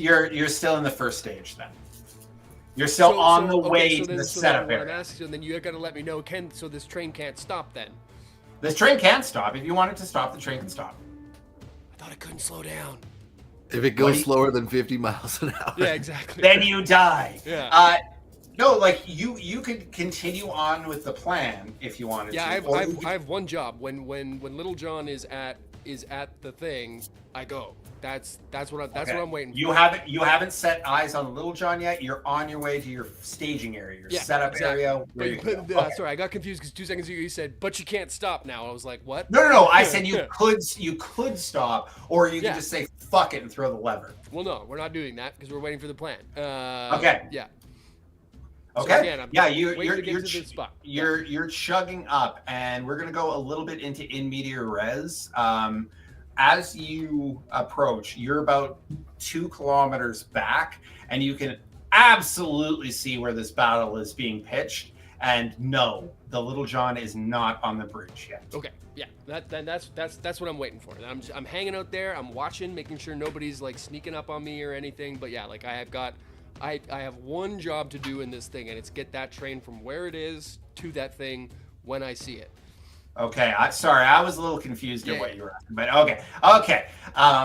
Yeah, and so Johnny's gone, Rifleman is gone, Mr. Microwave is in a holding pattern. You hear another and it shakes the fucking earth. It shakes the bridge. It shakes everything. The loud sirens are coming from the Little John. Johnny Ballcap, you're up again. You gotta fucking entice this thing onto the bridge. It doesn't seem to be want to be coming. Also, Johnny, you don't see any of the Homes Guard. You just see the homesteaders back on the other side of the bridge and a handful of coyotes. So where are we in relation to the train and or the bridge? You are above the bridge right now, flying in circles. Kevin's got you flying in sort of a arcing path entirely around the Little John. Okay. Yeah. And the Little John, it's not on the train tracks yet? It is not on the train tracks yet. And I need to do something to entice it to follow us. You need to do something to try to fucking annoy it or get it. Something needs to happen for it to come onto the train tracks. Okay. What do we got? Okay. What do you got? What do you got? I mean, cause we got the drop of doom, but we got to get it moving first before the drop. It's kind of wary, like, you know that this thing, like, you know that we got to piss it off is what we got to do. Yeah, you gotta fuck shooting at it. Shoot at what's behind it. Where's something that's gonna really piss off Confessor Gray to send it off. Where's the Confessor Gray's sound coming from? It's coming from a set of broadcast speakers on its back, on the Little John's back. There you go. I want to shoot the speakers. I want to shut her up. I'm gonna shoot at the speakers. Now we're talking. Okay, I want you to difficulty 1 minigun on the speakers. Okay, I'm burning another luck point. Fuck yeah. Cause why not? Here we go. Come on. So as you come around in your arc, Kevin's got you like right up on a 45-degree angle. Yes. Oh, no problem. There we go. What does this thing look like as you unleash with your minigun, as you do a strafing run? So we kind of come around and then get a little flash of the sun. What time of day is it? It's early morning. It's like 9:30, 10 o'clock. Get a little flash of the sun kind of like below the bridge. And then as soon as it goes away, I just get the clearest view. Okay. It's like, shut your damn mouth. And then just... You rake up this thing's back and you hit like 4 of the speakers. 4. No. I mean, burst damage too. No big deal. Yeah, you hit like 4 of the speakers and you hear a incredibly large ear-piercing squelch. Like when you get 2 mics too close to one another. Feedback. Yeah, exactly. And you're like, you see the arms on the Little John kind of go up a little bit, and then you just hear static, and it shuts off. What's that? I can't hear you. You hear much, much quieter from like the one remaining speaker. Like, you will not be able to silence me. Everything is according to plan. You gotta speak up, dear. That seems to edge her like a little bit closer to the Vertibird. She's now kind of on the precipice. She's trying to follow you. So here's my question: Is she inside the thing? Is she inside the computer? Because we can't see her at all, right? You cannot see her. Okay, yeah. Whoever's inside this thing is in the Little John. Fuck, maybe it takes multiple people to run. I fucking know. Where did we land on having some reserve explosives in the helicopter? None, unfortunately. That was a big nunner. Unless we've got anything in. There's nothing I could what about drop our out of the inventories, plane boys? that would. When's the last time anyone opened their inventory? What do you got in your inventory, Johnny? Oh God, that is a great question. No, I ain't got nothing. Nothing. So. No leftover grenades or anything. Yeah, right. No. Kevin says, I can get us closer, but it'll be dangerous. Johnny. He basically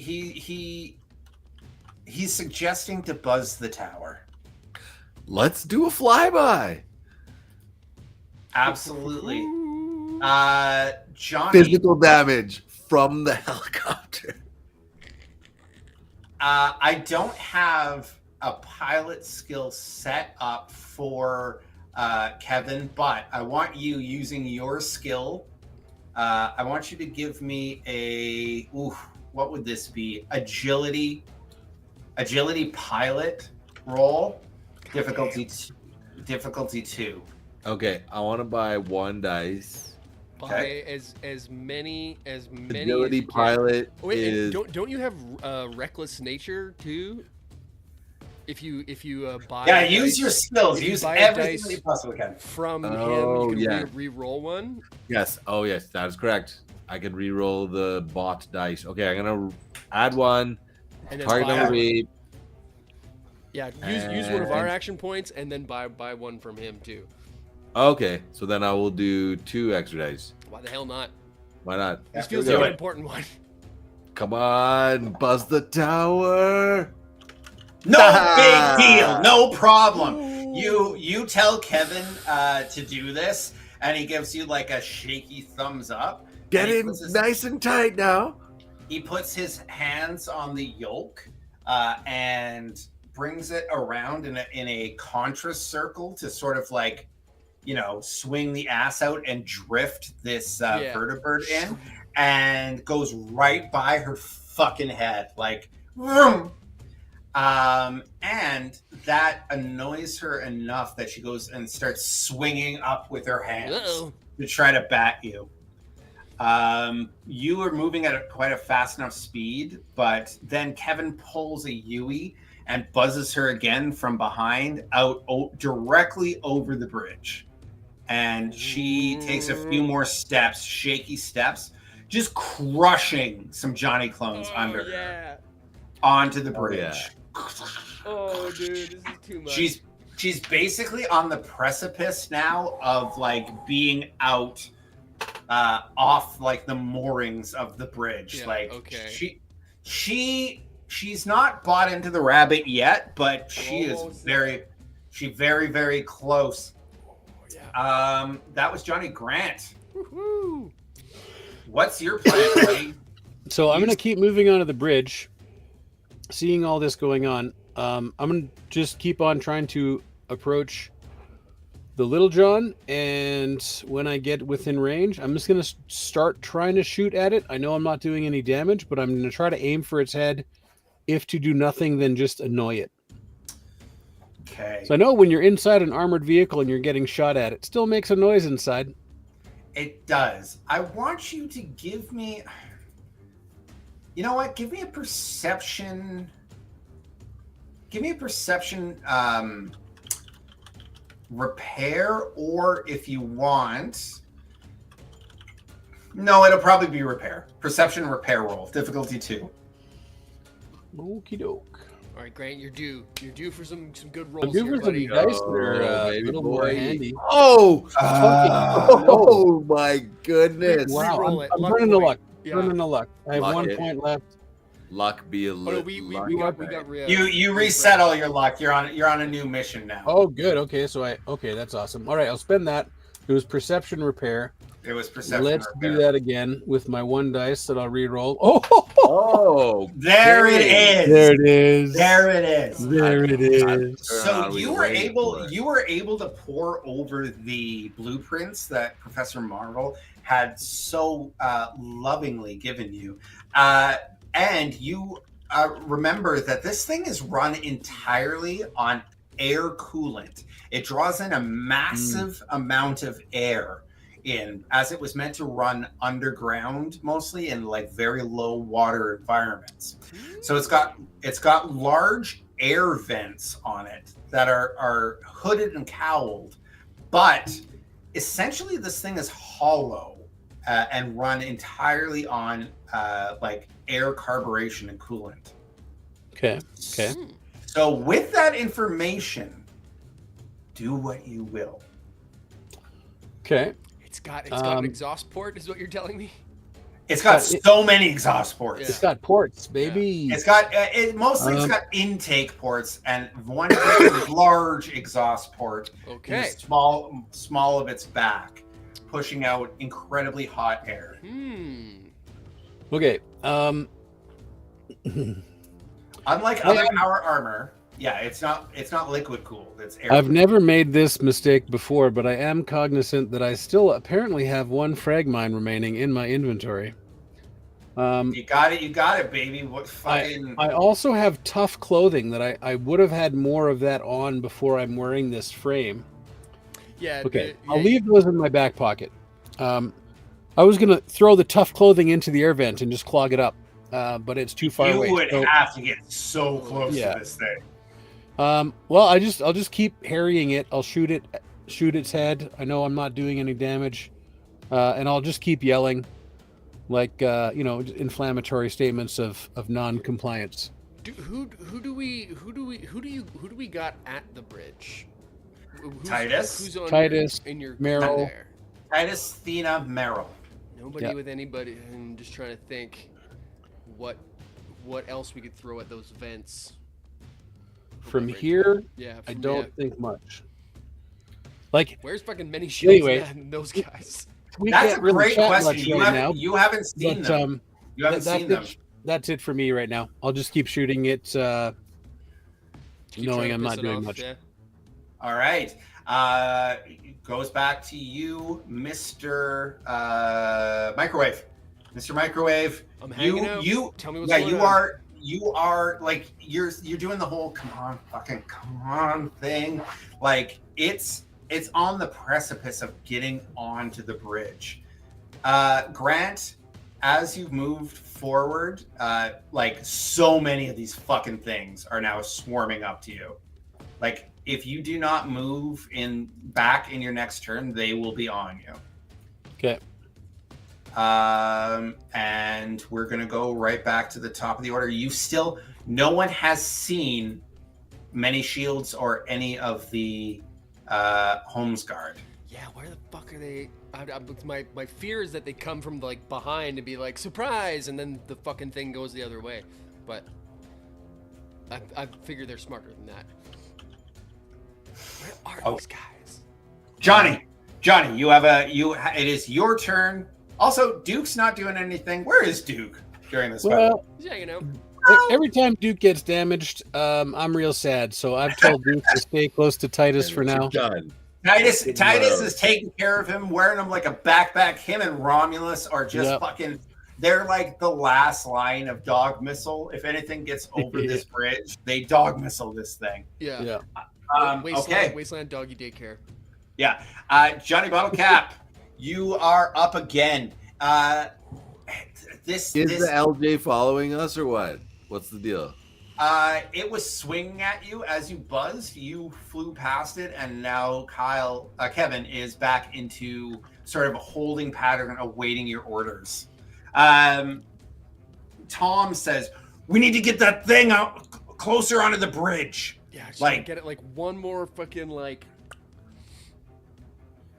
Johnny, do you think you could buzz it again like you did, or any other bright ideas? Because that sure seemed to piss it off.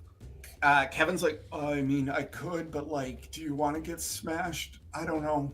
I could do it if you really want me to. This is 100% table talk, but Hey, at this point in time, just do stuff. okay.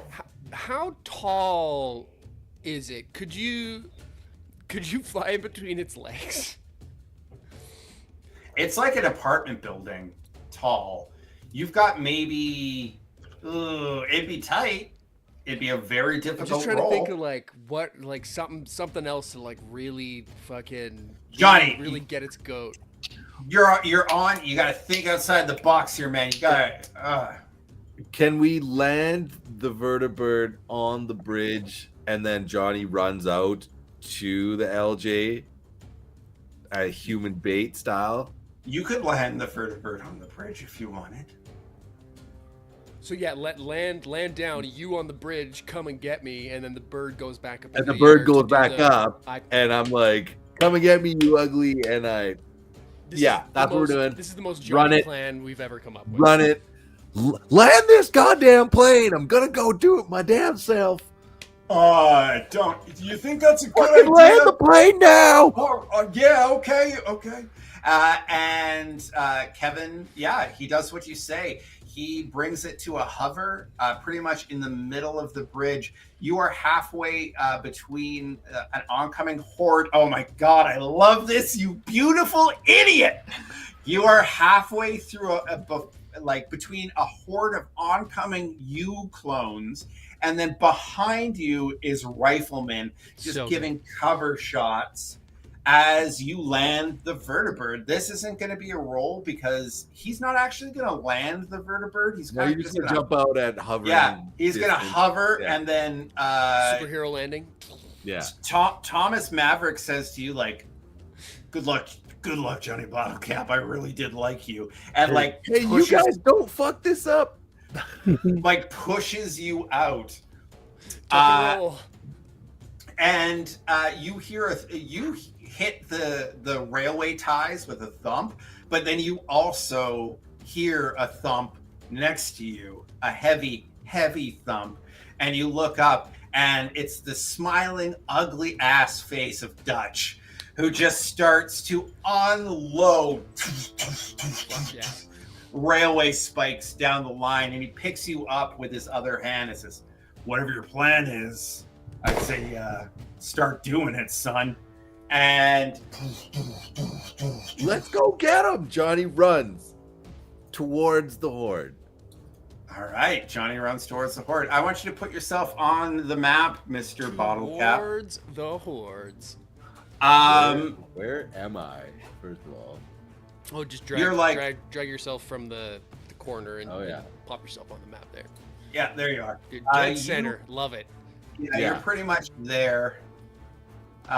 Dutch is beside you, and that fucking did it.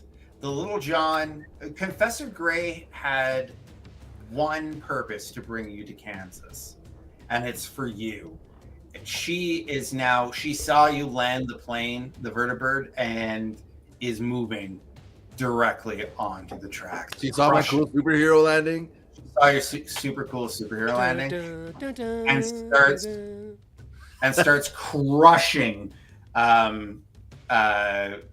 Johnny Ghoul clones behind her. And at that was all many shields needed to see. From the water underneath the bridge, you see all of the Homes Guard emerge and start marching up the banks to flank and encapsulate the retreat of the Little John. It is his plan that if Thomas Maverick should fail, that the Little John does not get off the bridge. He has brought all his remaining Homes Guard, and they walk out of the water. Hell yes. Just like you just start seeing like railway spikes firing up out of the water. Yeah, and people in many or in power armor shells with their helmets on, just like coming out of the water. So dope. They're flanking. You see about 11 to 12 aside coming up around behind where the Little John has just stepped on to the train tracks. Yes. That's how many shields needed, baby boy. That was the signal. Dude, That was the signal. That was fucking epic. Hell And at that, we're going to take one last 10-minute break. Amazing. I need a break I need to change my pants. That was the goddamn coolest thing. What do we do? What do we do now? And then we're gonna finish this goddamn season. Yeah, baby. All right, come on back in 10 minutes. We will be back at let's go. Well, let's call it quarter two or shortly thereafter. Okay, love you all. Please come back for the exciting finale of Fistful of Neutrons. A few neutrons more. Season 2. Goodbye.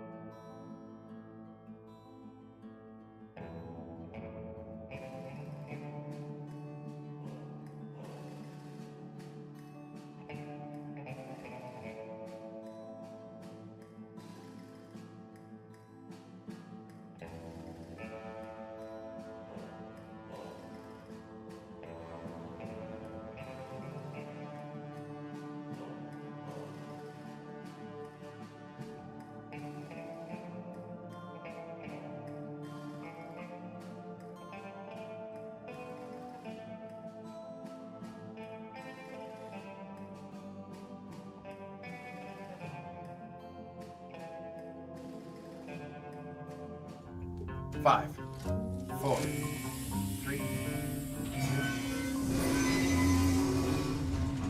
And we are back. Where we left off was that the Little John had just been taunted onto the bridge, and many shields with his underwater frogmen have emerged from the fucking water and are starting to lay waste to the armies.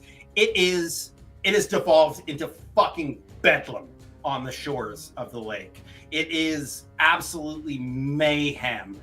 From your high advantage, Grant, you see that rifle on Many Shield's shoulder that you couldn't quite place is now firing off blue arcs of basically FTL rounds from its shoulder. And it seems to be auto-targeting things as Many Shields is just fucking demolishing raiders left and right with his Homes Guard. You all hear a squelch. It's the most amazing thing. Can anyone hear me? Can anyone hear me? Many Shields. Johnny, from your Pip-Boy, you hear the radio signal come back and say, Professor Marvel, this is Many Shields. What do you have for me? They've answered your call. They've responded. And Many Shield says, I'm sorry, I had to cut your communication short, lest you give up the surprise.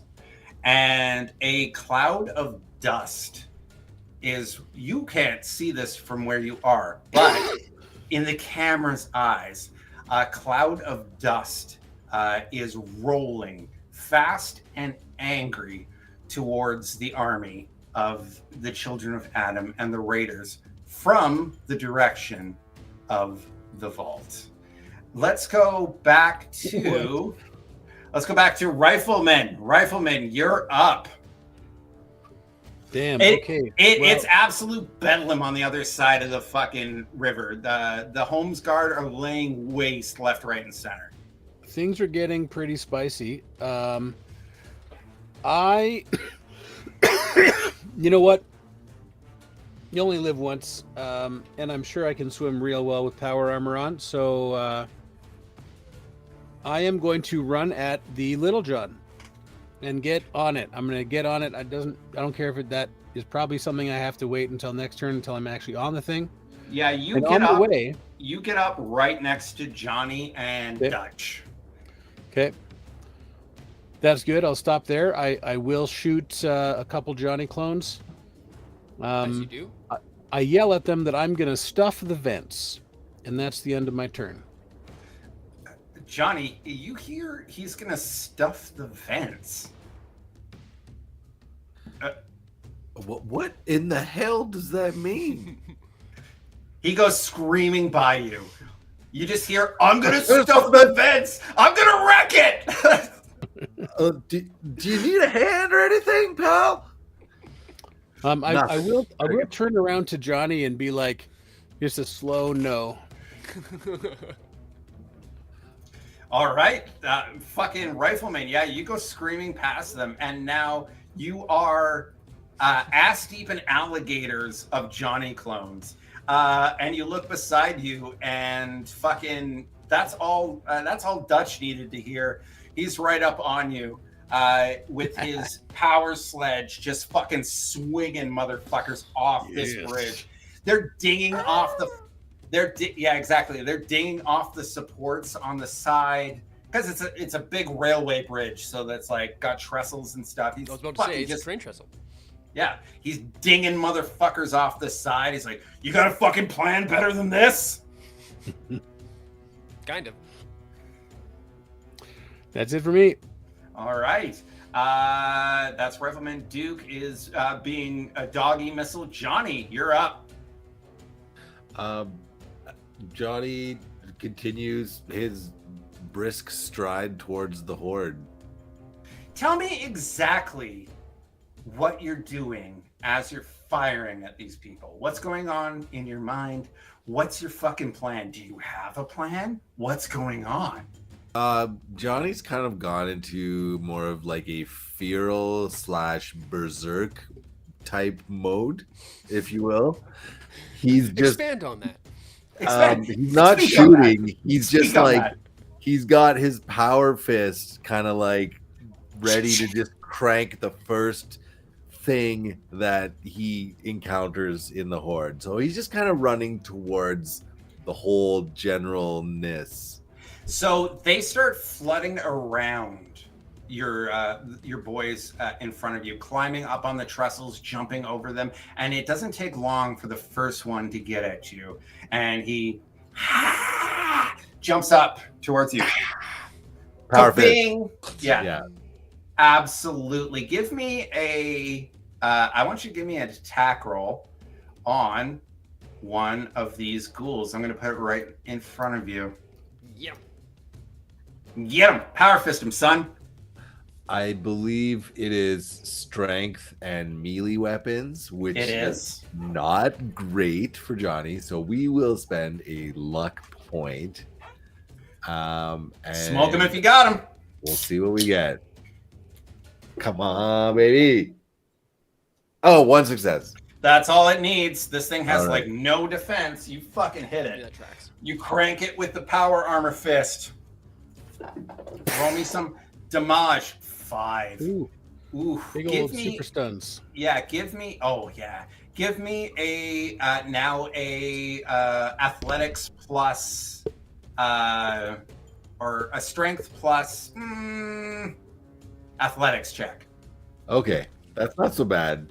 Target number is a 10. Oh yeah. Oh! Is that good enough? Is that good enough? What does high score mean? Did I break it? Did I break it? You tell me how this thing goes sailing off this fucking train track. Its head comes completely off. I like hit it like right here with the power fist, and then it power fists, and then the whole thing just Body stays still. Maybe it hits another Johnny clone. I'll leave it up to your ambivalence to determine that or not. You hit this thing and it goes barreling into a couple others, which go screaming off into the water. Johnny, that's your turn. Mr. Microwave, if there was a sign, here's your sign, son. This is it, 100%. Seeing the Vertibird come down, I imagine probably close enough to see the action now, and the John get towards the bridge. It's enough. I look at Ember and I say, hit it. She throws the lever and this thing starts to slowly. You're about 2 kilometers out. And it takes about 1 kilometer for this thing to get up to full speed with your lightened load. Yep. But you are rolling. Mr. Microwave, you need to do something. Yeah, whatever there is to do. There's 2 questions, Is there anything I can do to get this thing going faster? Can I prime the pump somehow, like get it, skip a gear or something, And then following that, priming the engine to overcharge. Do I have time to do both things, or would I only have time to tackle the one? Well, here's the thing, because they're one and the same. You're going to have to purposely override the safety measures on the fusion core for this thing. Pop the governor right out of there. This golf cart will hit fucking 40 kilometers an hour. Exactement. You basically have to override the computer that governs the train. Hell yeah. to go faster than is its engineered limits, which will make the power core massively unstable. Gotcha. Okay, 100%. Well, I do it. So is it a terminal thing, or is it like the engine? How do I tackle? Where dost I attempt to jack this up? You're going to have to do this from the control panel in the engine. Okay. So yes, it's like a terminal It's like a hacking thing. I gotta plug in, right? Like I got. Yeah, like, you definitely have to plug in. Okay, yeah, Back in. While that's going, I hover over to the engine compartment, pop it open, grab my, it's like a guitar cable, Yeah, absolutely. and plug it in. All right, I want you to give me. Oh my god, dude! A difficulty 3. Science intelligence roll. Okay, cool. I'm gonna buy an action point because that's smart. So we're gonna go ahead and do that. You're out of action points. We're out of action points. I have a re-roll because of my thingamajig. This is a rather important one. I got luck points to do. Yeah, I'm just gonna roll it. I got an extra dice. We're just gonna roll it. It's a science. My target number is 14. Yahtzee. Oh, the dice is covering it. I can't see. 2 successes. 2 successes. I get 1 re-roll because of my lab coat mod. Lab coat software 2.0. 14 or lower. Oh, it didn't register. I'm like, what? I can't see what it is. That's a That's 9. That's a 9. You have successfully overridden this thing, and you go to hover away, and you get an error message that says operator error, cannot comply. Come again? Yep. Difficulty 4, same roll. Ooh, cascading difficulties. I'm gonna go. Operator, somebody. This train thinks someone's drunk at the wheel. Operator error, cannot comply. Hello. Difficulty Can you understand 4. me? I try talking to it.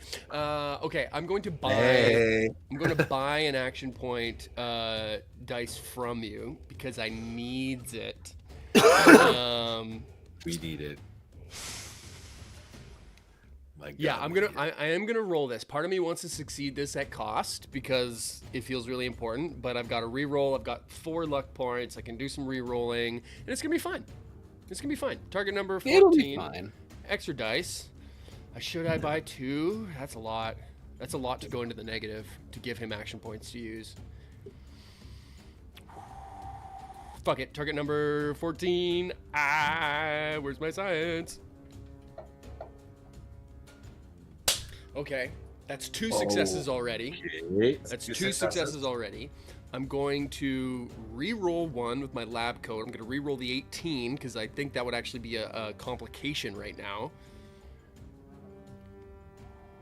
That's another success. That's 3. I'm going to spend a luck point to re-roll the 16. Okay. That's an 11. Hey. Let's go. Command accepted. Blink, blink. Command accepted. Oh my god. Limiter exceeded. And this thing starts going, like, it doesn't just sprint away, it starts to Okay. like the wheels are slipping on the tracks as it starts to move. Eventually it gains traction and the G-forces are immense. Like, you are now hitting a large amount of speed. Ember looks at you afraid. All 3 of my eyes turn back at her and also look afraid. She mimes to you something. Can I make a roll to interpret what you Absolutely you can. Give me fuck intelligence survival, difficulty 2. Yeah, this feels like a survival situation. 14 target number again. That's a critical success. That's pretty good. She is clearly asking you, what the fuck now? Hang on.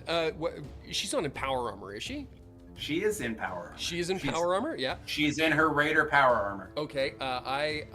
Is it just the 2 of us on this thing, by the way? No.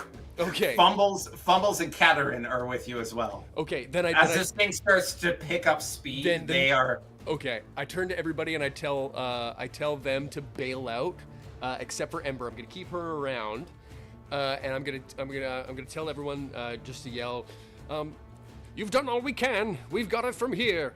And I'm gonna take my pincer arm and I'm just gonna like wherever there is on this train, I'm gonna like pincer and like lock the pin in my arm so it doesn't open. I'm gonna look at Ember and tell her to do the same with her power armor to like with a hand just like lock the thing in place on one of the rails, and we'll be getting off at another stop. Yeah, absolutely. Fumbles looks at Catherine and he just goes, "All right," and he grabs her, and they're going about like 5 miles per hour at this point, but it's quickly picking up speed. And they bail off and tuck and roll, and it's just you and Ember on this train now. Nice. Fast speeding towards the bridge. Riflemen! Actually, no, it's not riflemen. The swarm continues to head towards you. And the little John has now fully taken the bait. It wants Johnny. And you just hear from its one remaining speaker, "This is foolish. You will either die and I will get your genetic code this way, or you will join me." And it starts smashing through the overhead trestles on its way to come get you. Johnny, when this thing wakes up on you, its green fucking gross smoke is just pouring over, and it makes these already fervent Johnny clones go absolutely ape shit and start at you all. Sweet. Rifleman, you're up. I'm gonna grab a Johnny clone and continue sprinting full speed towards this thing. I'm gonna try to get behind it, and I'm gonna try to stuff a Johnny clone up into one of the vents. Okay, so now we're gonna get. We were doing things narratively, but now you're up and close and personal. You get a major action and a minor action. Okay.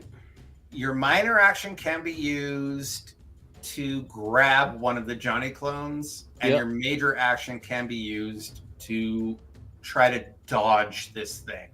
I want you to imagine like War of the Worlds fucking feet coming down. Oh yeah. It's spicy. There's a lot going on. There's a lot going on. I want you to give me a difficulty 3 agility and athletics check. Okay. To try to dodge this thing's foot coming down as you're trying to get behind it. Amazing. Be a good number. Nothing. 0. Luck. Be me tonight. Okay. You need 3, dude. 3. Well, yes. You And Yes, still and rolling. no. yes, and Yes, and How's nothing? How's 0? glittering and I just get crunched, full on crunched. Captain Grunt. As you grab one of these Johnny clones, it is fighting you, obviously, and one of your feet goes through the trestles in your power armor, and you stumble and fall and are trapped until your next turn on the train track. like foot stuck in the slats style. Yeah. Been there. Like, yeah, right? Trying to cross a train bridge too drunk. I got a freaking dent in my knee shin from exactly that. Yeah, train bridge fires. They're not easy. Train bridges are not super easy to get fun. across. They're not for everyone. Not for everybody. They're not for everybody. Real quick sidebar. We used to go to train bridge fires all the time in rural Alberta, and trying to cross one of those things when you're drunk is dangerous. It's less than ideal. The lighting is poor at best. Yes, so you are now down prone, and your leg is trapped in the trestles until your next turn. All right. That brings it. Johnny Bottlecap, dude. You're up. You're about 100 feet away from the Little John, which is about like 30 feet high. Yeah, I know. I'm running towards the Little John. All right. Purposely. I want to. If I can close that gap and go to the Little John, I want to power fist the Little John wherever I can strike. If it's like the bottom of its foot or whatever, that's what I'm gonna do. That's what I'm doing. You get up. You're kind of a little bit far away. You go screaming past. The rifleman with your, I'm guessing, power fist charged. As we do. And fucking Dutch is there with you. He's your ride or die for this scenario. I like this kid. Rifleman goes down, and Dutch just kind of steps over him and just starts smashing things as you move forward. You are now up close and personal, and I want you to imagine like things slow down. You see and understand exactly the size of this thing, and your Geiger counter on your Pip-Boy just starts to scream. It is off the charts. Yeah. Like, it's not even making clicking sounds anymore. It is just like, go get the good Geiger counter. It burns my skin. Yeah. Probably. Yeah. Like, seriously. Like, yeah, you're immediately like your face starts to go red, and it's Chernobyl up in here. You have well, that was your movement. I will give you a minor action. Well, I guess it would be a major action because you used your minor action to get up on him. So, can I attack, or am I not close enough to do that? Yeah, you can attack. You got a gun too. You could shotgun or combat rifle somebody too. One of the ghouls, I mean. No. I wanna make the metal of the LJ like. I want to hear the sound of it absorbing my fist. All right, power armor this thing in the shin, dude. Yeah, right. I don't care where it is. This thing in the shin. I don't care where it is. That's where it's happening. Needless to say, we are spending another luck point. And what is the challenge? Difficulty 2, 1. Dude, it's a difficulty 4 to hit this thing. Oh my god. Yeah. Oh Lord. Okay, I'm gonna buy You're 2 trying dice. to damage a building. I mean, you can hit it. The difficulty 4 is trying to do damage to it. Yeah, like I want to hit it. Yeah, you like give me a difficulty 4 roll. Yeah, that's like that's its damage rating. Yeah. Or whatever. Its damage rating is it's really high. Yeah, I imagine so. Okay, we're just gonna do this, okay? Just hit it. Here we go. Roll 2 dice, hit this thing in the foot. Stop it still. Come on, please. Okay, that'll do. Right? Oh no! Yes! No. Oh, the dice are so good. No, I get to re-roll. A purchase of dice. Oh, you motherfucker! And the 20. As if. The 20 is getting re-rolled because you are not taking those 4 successes away from me. You can't take that away from me, man. Boom. Still, I mean, hey. Target number. So the 11 doesn't work, but it was a target number of 10. Yeah. The but 4 I have successes, 4 successes there. You absolutely hit this thing. Roll for damage with your power armor fist. Feels good though, right? It's so Here we good. I completely wrote that off. There you go. That was 3 damage. Yep. Oh, dude, rings off of it. Like It's the you thought hit. that counts. You hit this thing in the It's shin. like a symbolic thing. Like I wanted to hit it. I wanted to go, dong, like that's it. To pull back the curtain a little bit, this thing has 5 times that amount of damage reduction. Yeah, it's invincible more or less. That's fair. So It's the Death Star. So you ring it in the shin, and you, in this slow-mo version, You just see the head look down at you. Oh, it's like standing underneath the master mold. Like it's just impossibly large. Okay. You have got its attention. I did it. Mr. Microwave. Yeah. You are now coming up and screaming up onto this thing. You are past.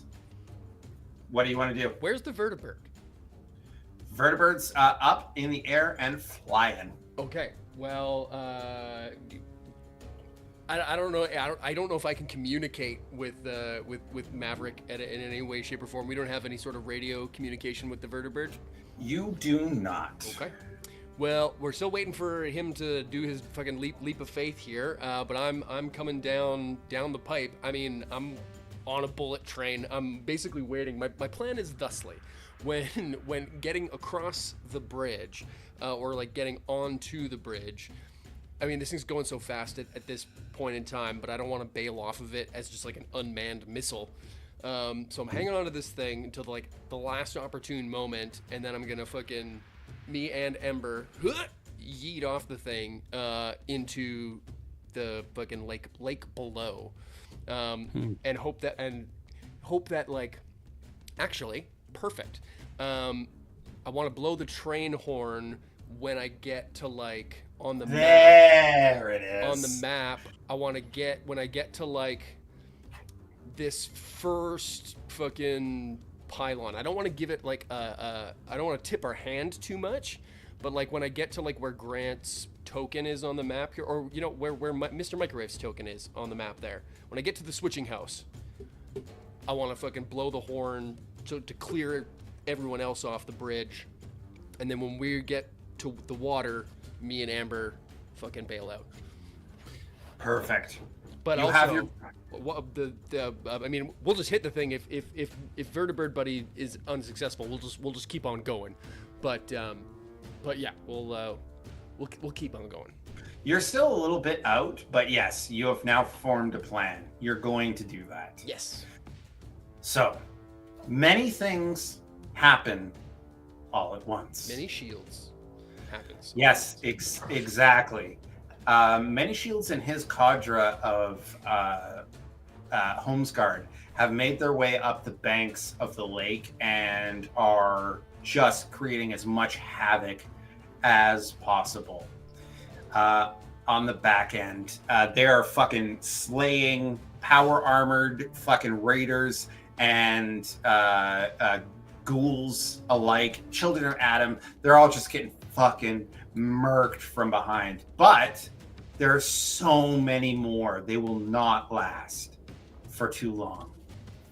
However, that weird cloud is growing ever closer, and you hear Professor Marvel from his broadcast through Raven say,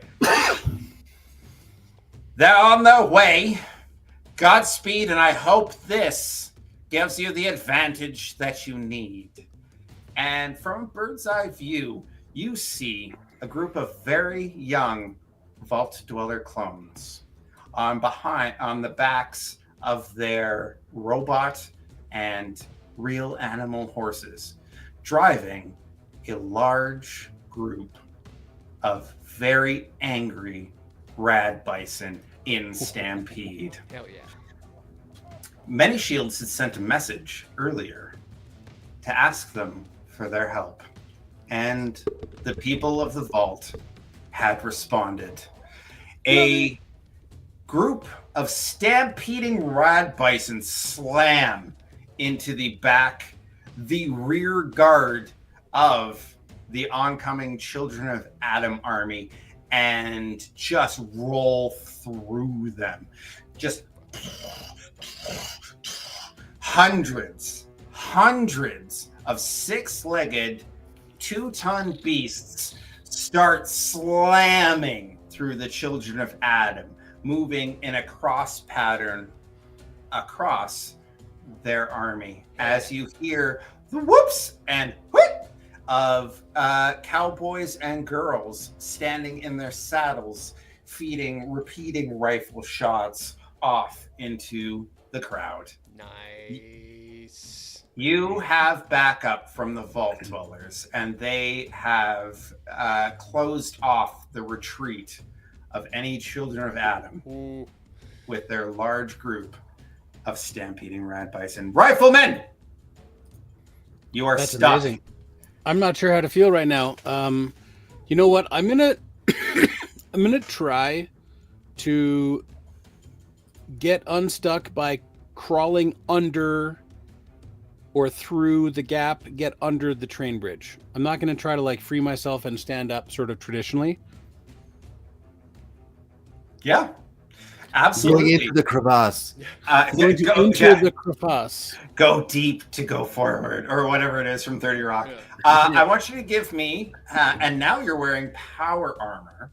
I am. I want you to give me a strength athletics check, difficulty 2, on the trestles, or no, sorry, the ties, the train bridge ties.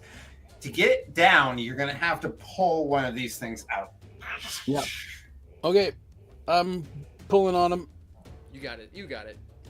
That's a Luck difficult- roll. Luck roll. I have to. Dude, your fucking rolls this game My have been rolls tonight Not dog great. shit. Insane. Not great. do not like. Oh, No. come on. Worse. Somehow worse, actually. Great. Quit. I'm sorry. You go. Nope. You wrap your You power get armored arms around this trestle, and you and you hear the timbers cracking, but the railway ties will not give. But God. you feel through the rails. You feel the vibration. I'm a couple. Yeah. Trains Yeah. are coming. Yeah. I Trains don't are really coming. want to continue hanging out here. The Lord's justice come, and right quick. You've got. Could you major action? Could you like Major action. attack? Yeah. Can I try again? Can you attack? Can you attack the board with like your? I I have don't a know. 44. Can I shoot one of the boards with my 44 so it's easier next time? Yeah, you could, but like these are train Yeah. ties. Like you've seen them before. They're like Yeah. heavy. All right. Alright, well, I'll just- Can somebody help you? Where's fucking Titus? He's got a sledgehammer. Or not Titus, but Dutch is on the bridge. Dutch is up Johnny's next. there. Dutch is up next to Johnny. They're ahead Okay. of you. Just that's my turn. I tried, didn't work. I'll try again next turn. All right. I don't want to be a speed bump, but Hey, dice. We'll keep going. Them's the dice, baby. Yep. Johnny Bottlecap, you are now up on this fucking monstrous thing. It lifts a foot and slams it down onto the bridge. Johnny, I want you to make me a agility athletics check, difficulty 2, to keep your footing. Okay.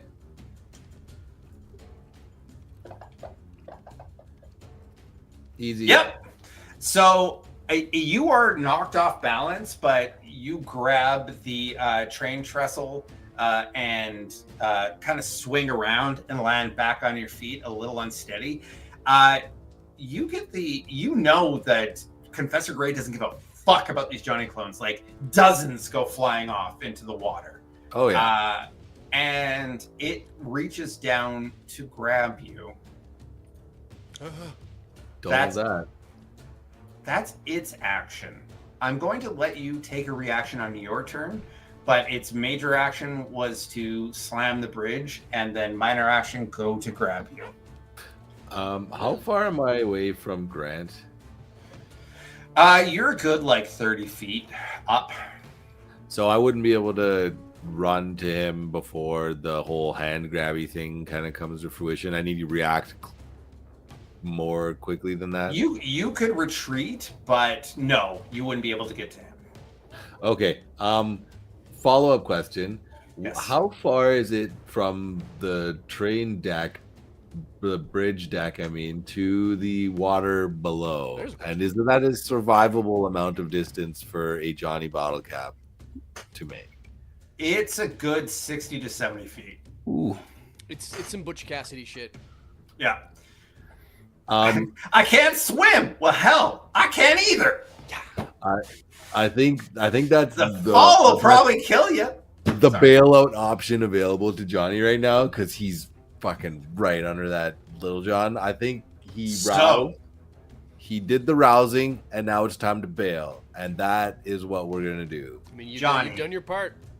We're bailing. As this thing's hand comes down to grab you, out of nowhere, a heavy armored body slams into the arm and knocks it off kilter. It goes spinning and spiraling and lands on the train trestles, looks at you briefly, and makes a bolt for one of the feet, grabbing it. And then, Johnny, you see the helmet look at you and give you a thumbs up, and the fusion core pops out of the back and goes over, sailing over the side, freezing the power armor in place, locked on the leg. Genius. Brilliant. Yeah, Danger Zone's playing, by the way, as this is happening, as Thomas Maverick falls from the sky. Mr. Microwave? Yes, sir. You're like 2 turns away from hitting the middle of this bridge. Okay. You get this turn to figure out what you want to do, and next turn as a holy shit move. Okay. Fair enough. So in this case, so we've got. I think now I'll blow the horn, just because the Vertibird's doing its thing. Like whereas I'm going real fast, so I want to give everyone as much time as I can to let them know that we're coming. So yeah, blow the horn, and I'll yell at Ember to bail off when we get past, basically when we see water to bail out. And what else can I do? I blew the horn. I've got the fucking so the fusion core is like it's overcharging like itself. Oh, dude, the wheels have come off the bus. This thing is driving itself. You have fucking nothing else to do. Gotcha. Cool. With the train. Okay, cool. Then in that case, I blow the horn. I look at Ember, and I get ready for the bailout. Absolutely. During this, in slow motion, above your heads, the Vertibird's blades are turning, and Kevin is reading a piece of paper.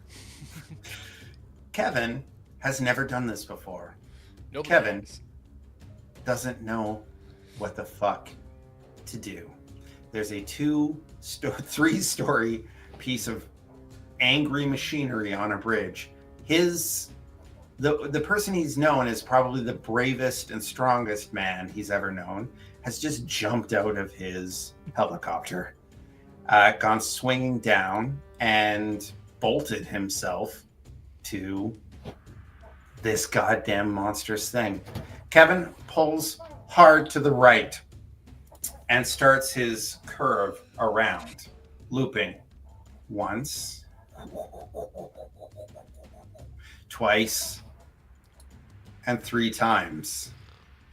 The cable, it doesn't exactly cinch the legs together, but it makes it makes it impossible for this thing to sort of move easily. When the winch cable hits the end of its feed, the Vertibird bucks hard, and alarm bells start going off. Kevin is in a absolute spin. Uh-oh. He does the only thing that he knows to do, which Thomas Maverick told him to do. He presses, as we go down through the list on the paper, at the very end, in big block letters, it says, press the red button. Nice. Ooh. Kevin presses the red button, and explosive bolts fire Nice. and rip the cinch cable off the side of the vertibird. It is free, and he knows now he needs to return to the landing pad. Get the fuck out. And you see smoke bailing from the end of this vertibird as it heads back to the machine shop at what was left of the wheel. Godspeed, you crazy teenager. That deserves a Rifleman! beer much later if I'm alive. Rifleman, you're up, buddy. The rumbling on the train tracks is getting louder and louder. Yeah, I really don't want to be stuck here. Damage reduction of whatever is not going to stop me from getting squished by an unstoppable force and an immovable object. So I'm going to go ahead and do another athletics check to try to climb through, move this board, get free, etc. I hope one more success. I'm gonna burn. I gotta burn it. I'm gonna burn a lot. We've hold on a second. We have some action points right now, by the way, because Johnny generated like 4 or 3 on his last. So buy yourself fuck it. Buy 2 extra dice. We need to get you out of this. We need to get you out of this fucking Okay, I will burn a luck, and I also will buy 2 extra dice. So I'm rolling 3 in total. Hell yeah. Not minus 11. Let's go. Yeah, Minus 11. Let's do it. Minus 11. Things are great, and I feel good. So in addition to so that's 3 successes and a complication. Oh my goodness! You pull the board out. Yeah. With a big heave of your power armor, this thing pops out, and the trestle hits you square in the fucking face. That's fair. I had that coming. You then are free, however, dazed, and you fall over the side into the water.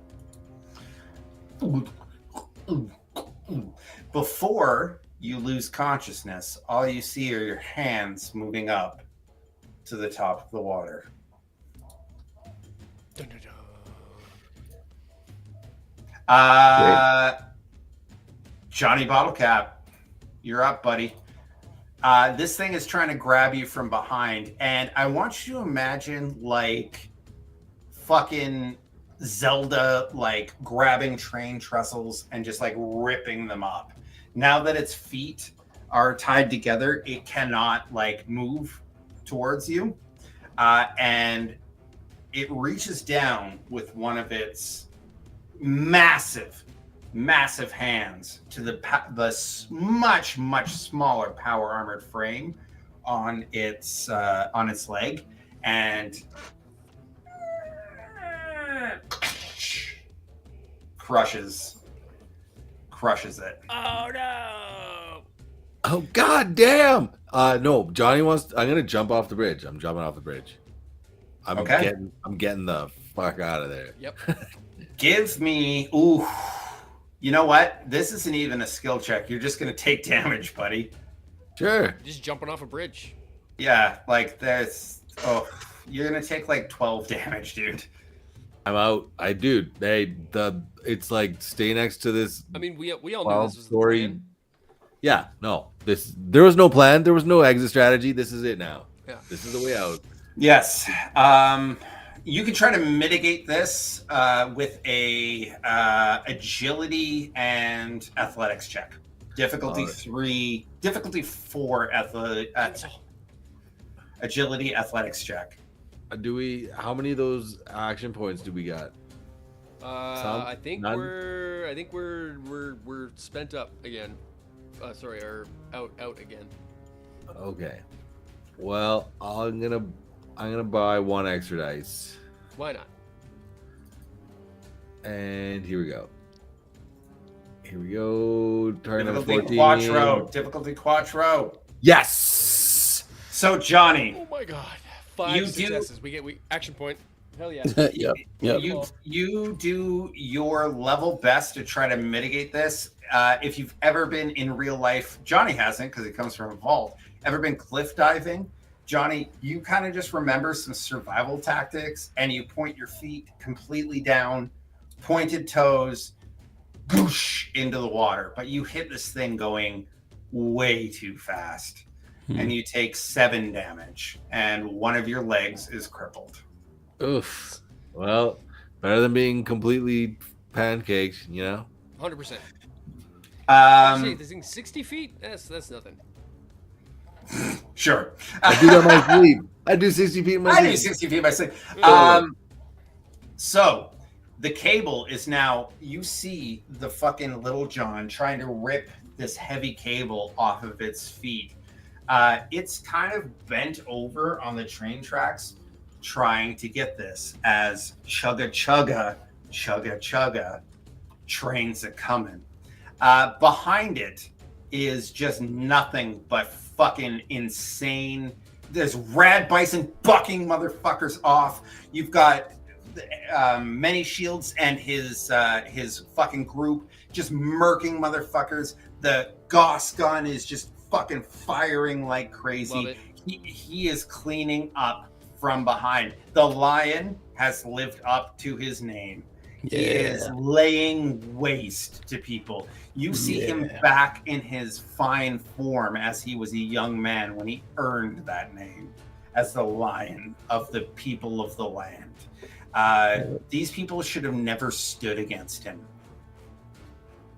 We'll pan the camera over to Mr. Microwave and his daughter, who are rocketing in a train.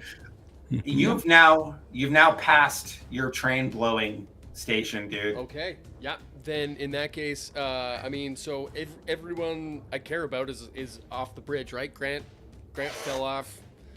Johnny jumped off. Then we're barreling down. And so I'm on. We're heading towards the kill shot here. Yes. Okay, then that's it. Then I look at Ember and then I tell her to bail out, let go, whatever. Do you tell her anything in specific about your train? Perhaps. Oh yeah, I see what you're. I was getting there, yeah, but I was gonna ask, is there? So do I have to? And then I'm gonna get her to get off, and then I'm gonna jump.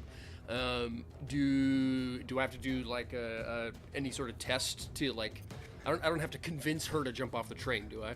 No, you don't have to convince her to jump off the train. The one thing that you do need to do is thread the needle to absolutely make sure this thing isn't going to go off the rails. It has a cow catcher on the front, but you're going to have to wait to the last minute to ensure this. Gotcha. Gotcha. That's what I was curious about. Okay. I wanted difficulty 4 intelligence survival roll to thread the needle of you're holding the fucking lever and just like Yeah, okay. Okay, cool. Then I will look at I will say Ember, and I'll look at her, turn her, and say, "All right, lady, get off my train," and either make her get off or like push her off, and then sorry, you said it was difficulty 4, science intelligence. Sorry. No, it's survival intelligence. Survival intelligence. Survival intelligence. Okay. Well, I will buy a dice. Looking at all my stuff. What are all the things I have? Piercing strike. Is that going to help me right now? No.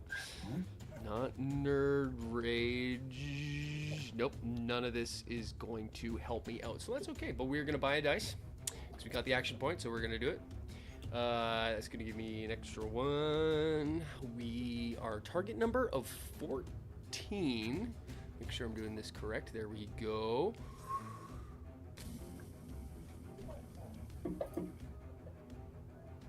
Ooh, I got it. Oh my god! Oh, you couldn't have fights, man. Failed bad. That's really bad. So, okay, here's what we're gonna do. First of all, I'm gonna reroll. It's an intelligence test, right? It is. So I'm gonna re-roll one of them. I'm gonna re-roll the 19. I'm gonna have a complication here, no matter what. Okay, so that's One success. One success. I really needed that to crit. And then I'm going to spend my second to last luck point and re-roll the 18. Oh, That is a crit. That You is have it. Three successes, and I don't think I have any other bags of tricks to do for this. So This will take a sacrifice. Yeah, we complicate. One of the wheels starts slipping, and you realize that you have taken far too long. You should have jumped when Ember jumped. Oh no! And now it is too late. You are on a collision course, and Oh God! really nothing will save you from I'm on this thing. bearing a brunt of this explosion. Okay. Time slows down to nothing. It is completely calm and it is completely peace. The world is frozen. What you all see through a camera's eyes is a mechanical bird who is flying through the mayhem of all of this, capturing it and picturing it constantly for future reference. This will be known as the battle which saved Kansas. Time speeds up again. The train slams into the Little John, into its legs, and in a split second later, detonates into a large mushroom cloud, much larger than any mini nuke or car explosion. This is a train's worth. And then several milliseconds later, I should say, all 4 cores of the Little John also detonate, leveling the bridge. I want you to explain to me from where you are what you see. We'll start with Johnny. Johnny, 5 flashes of light from where you are underwater. What is your experience? I think Johnny was dazed and the bright lights kind of like wake him up, and he swims towards the surface and tries to swim away from where all the debris is falling down. Absolutely. You are dazed, and in fact, you are taken by the currents of the outflowing lake into the river, and wash up on a bank some ways down the river. Grant, you're underwater. Don't like being there. You're losing consciousness, and you Yep. see 5 flashes above you. You also somehow recognize a heavy suit or something land in the water next to you, followed by beams. You are quickly fading out of consciousness. You feel hands on your chest. You feel hands around your neck. You feel hands around your back. And that's Like- it. Like creepy gropey hands, or like You don't know. I can't tell. You Okay. can't tell. You lose consciousness. Mr. Microwave, you had to ride this thing to the fucking hell's gates for it. When the train explodes, you're about 10 feet off using your thrusters in slow motion to try to get away. This thing detonates and throws you hard 400 feet onto the banks near the homesteaders. That is when your memory corrupts Ooh. and things go dark. I'm a Mr. Handy model We 449342. we are going to take a 5-minute break and then do a denouement. Sweet Okay. baby Jesus. There, I said it. Now.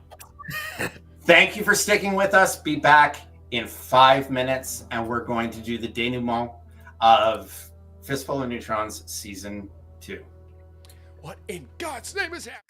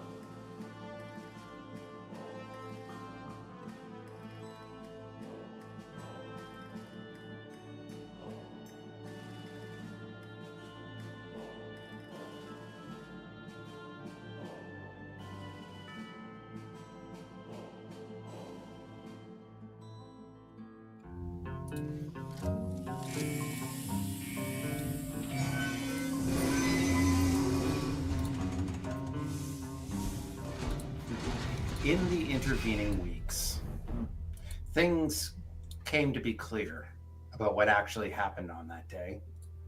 Some of them are myth and legend. Others are true and actually happened. For many generations, the people of the land would speak about what the strangers from Colorado did. They came as unknown, and they would leave as heroes and friends. Grant was thrown from the bridge and suffered a severe concussion and almost drowned to death. It was the Lord Captain Fumbles who had jumped into the river to save him. He had been thrown off the bridge, or thrown from the train by Mr. Microwave, and he sprinted desperately to the field of battle, where he saw his friend and one-time captain be launched into the river. Selflessly, he jumped in and swam down to the bottom of the lake, freeing his friend and captain and bringing him to shore. Grant's legs never really recovered, and he would always need the use of power armor from that point on. Johnny Bottlecap, the one who was used as a template of their doom, had fought courageously on the bridge, hammering with only a power armor fist against something he couldn't possibly kill. His bravery and courage would never be forgotten. The name Johnny in the people of the land became ubiquitous with heroism and strength, and many people of the land named their children after him. Hell yeah. Hell yeah. Thomas Maverick gave his life valiantly and died in battle, ensuring that there would be no retreat for the Confessor Grey, the one who had come to their land to poison it and take away all that many shields had provided them. Through the Gek, she wanted to revert the land into a terrible wasteland of radiation. Mr. Microwave, a robot from Colorado, lost one of his eyes and an arm in the following explosion, but he rode the train to its final destination and ensured that their salvation would come. The people of the land returned from their caverns. Took a couple days sometimes, some weeks, others, but they rebuilt the wheel. They reestablished it. The people of the vault were welcomed as friends and heroes and shared their bison with the people of the land freely. The homesteaders, the settlers, were welcomed to settle where they may. Titus and Thena decided not to stay. With a few others, they might go other places. But in the end, our heroes, through the battle for Kansas, had secured safety and peace for the people of the land, the vault dwellers, and the Homes Guard, the Coyotes, and the homesteaders. All. They would be known as heroes. After that, I don't really know what happened to them, but I'm telling you this now. And the camera kind of pans out a little bit, and Dorothy is telling the story of the battle for Kansas to a group of young people of the land, drawing pictures and stories of all three of you on chalkboards and with crayons. And as the camera pans out, children laugh and play. People build things, people farm things, people hunt. Trapper Terry wanders in to trade skins, water, whatever he can. And a new dawn breaches over Kansas, safe and secure from the scourge that was the children of Adam. And that has been my season. Yo! That Yay. was... Dude. So anyway. What a ride. Whoa. On a train. What a train ride that was. That was it, guys. That was fun. I had a lot of fun. That was super good. That was wild.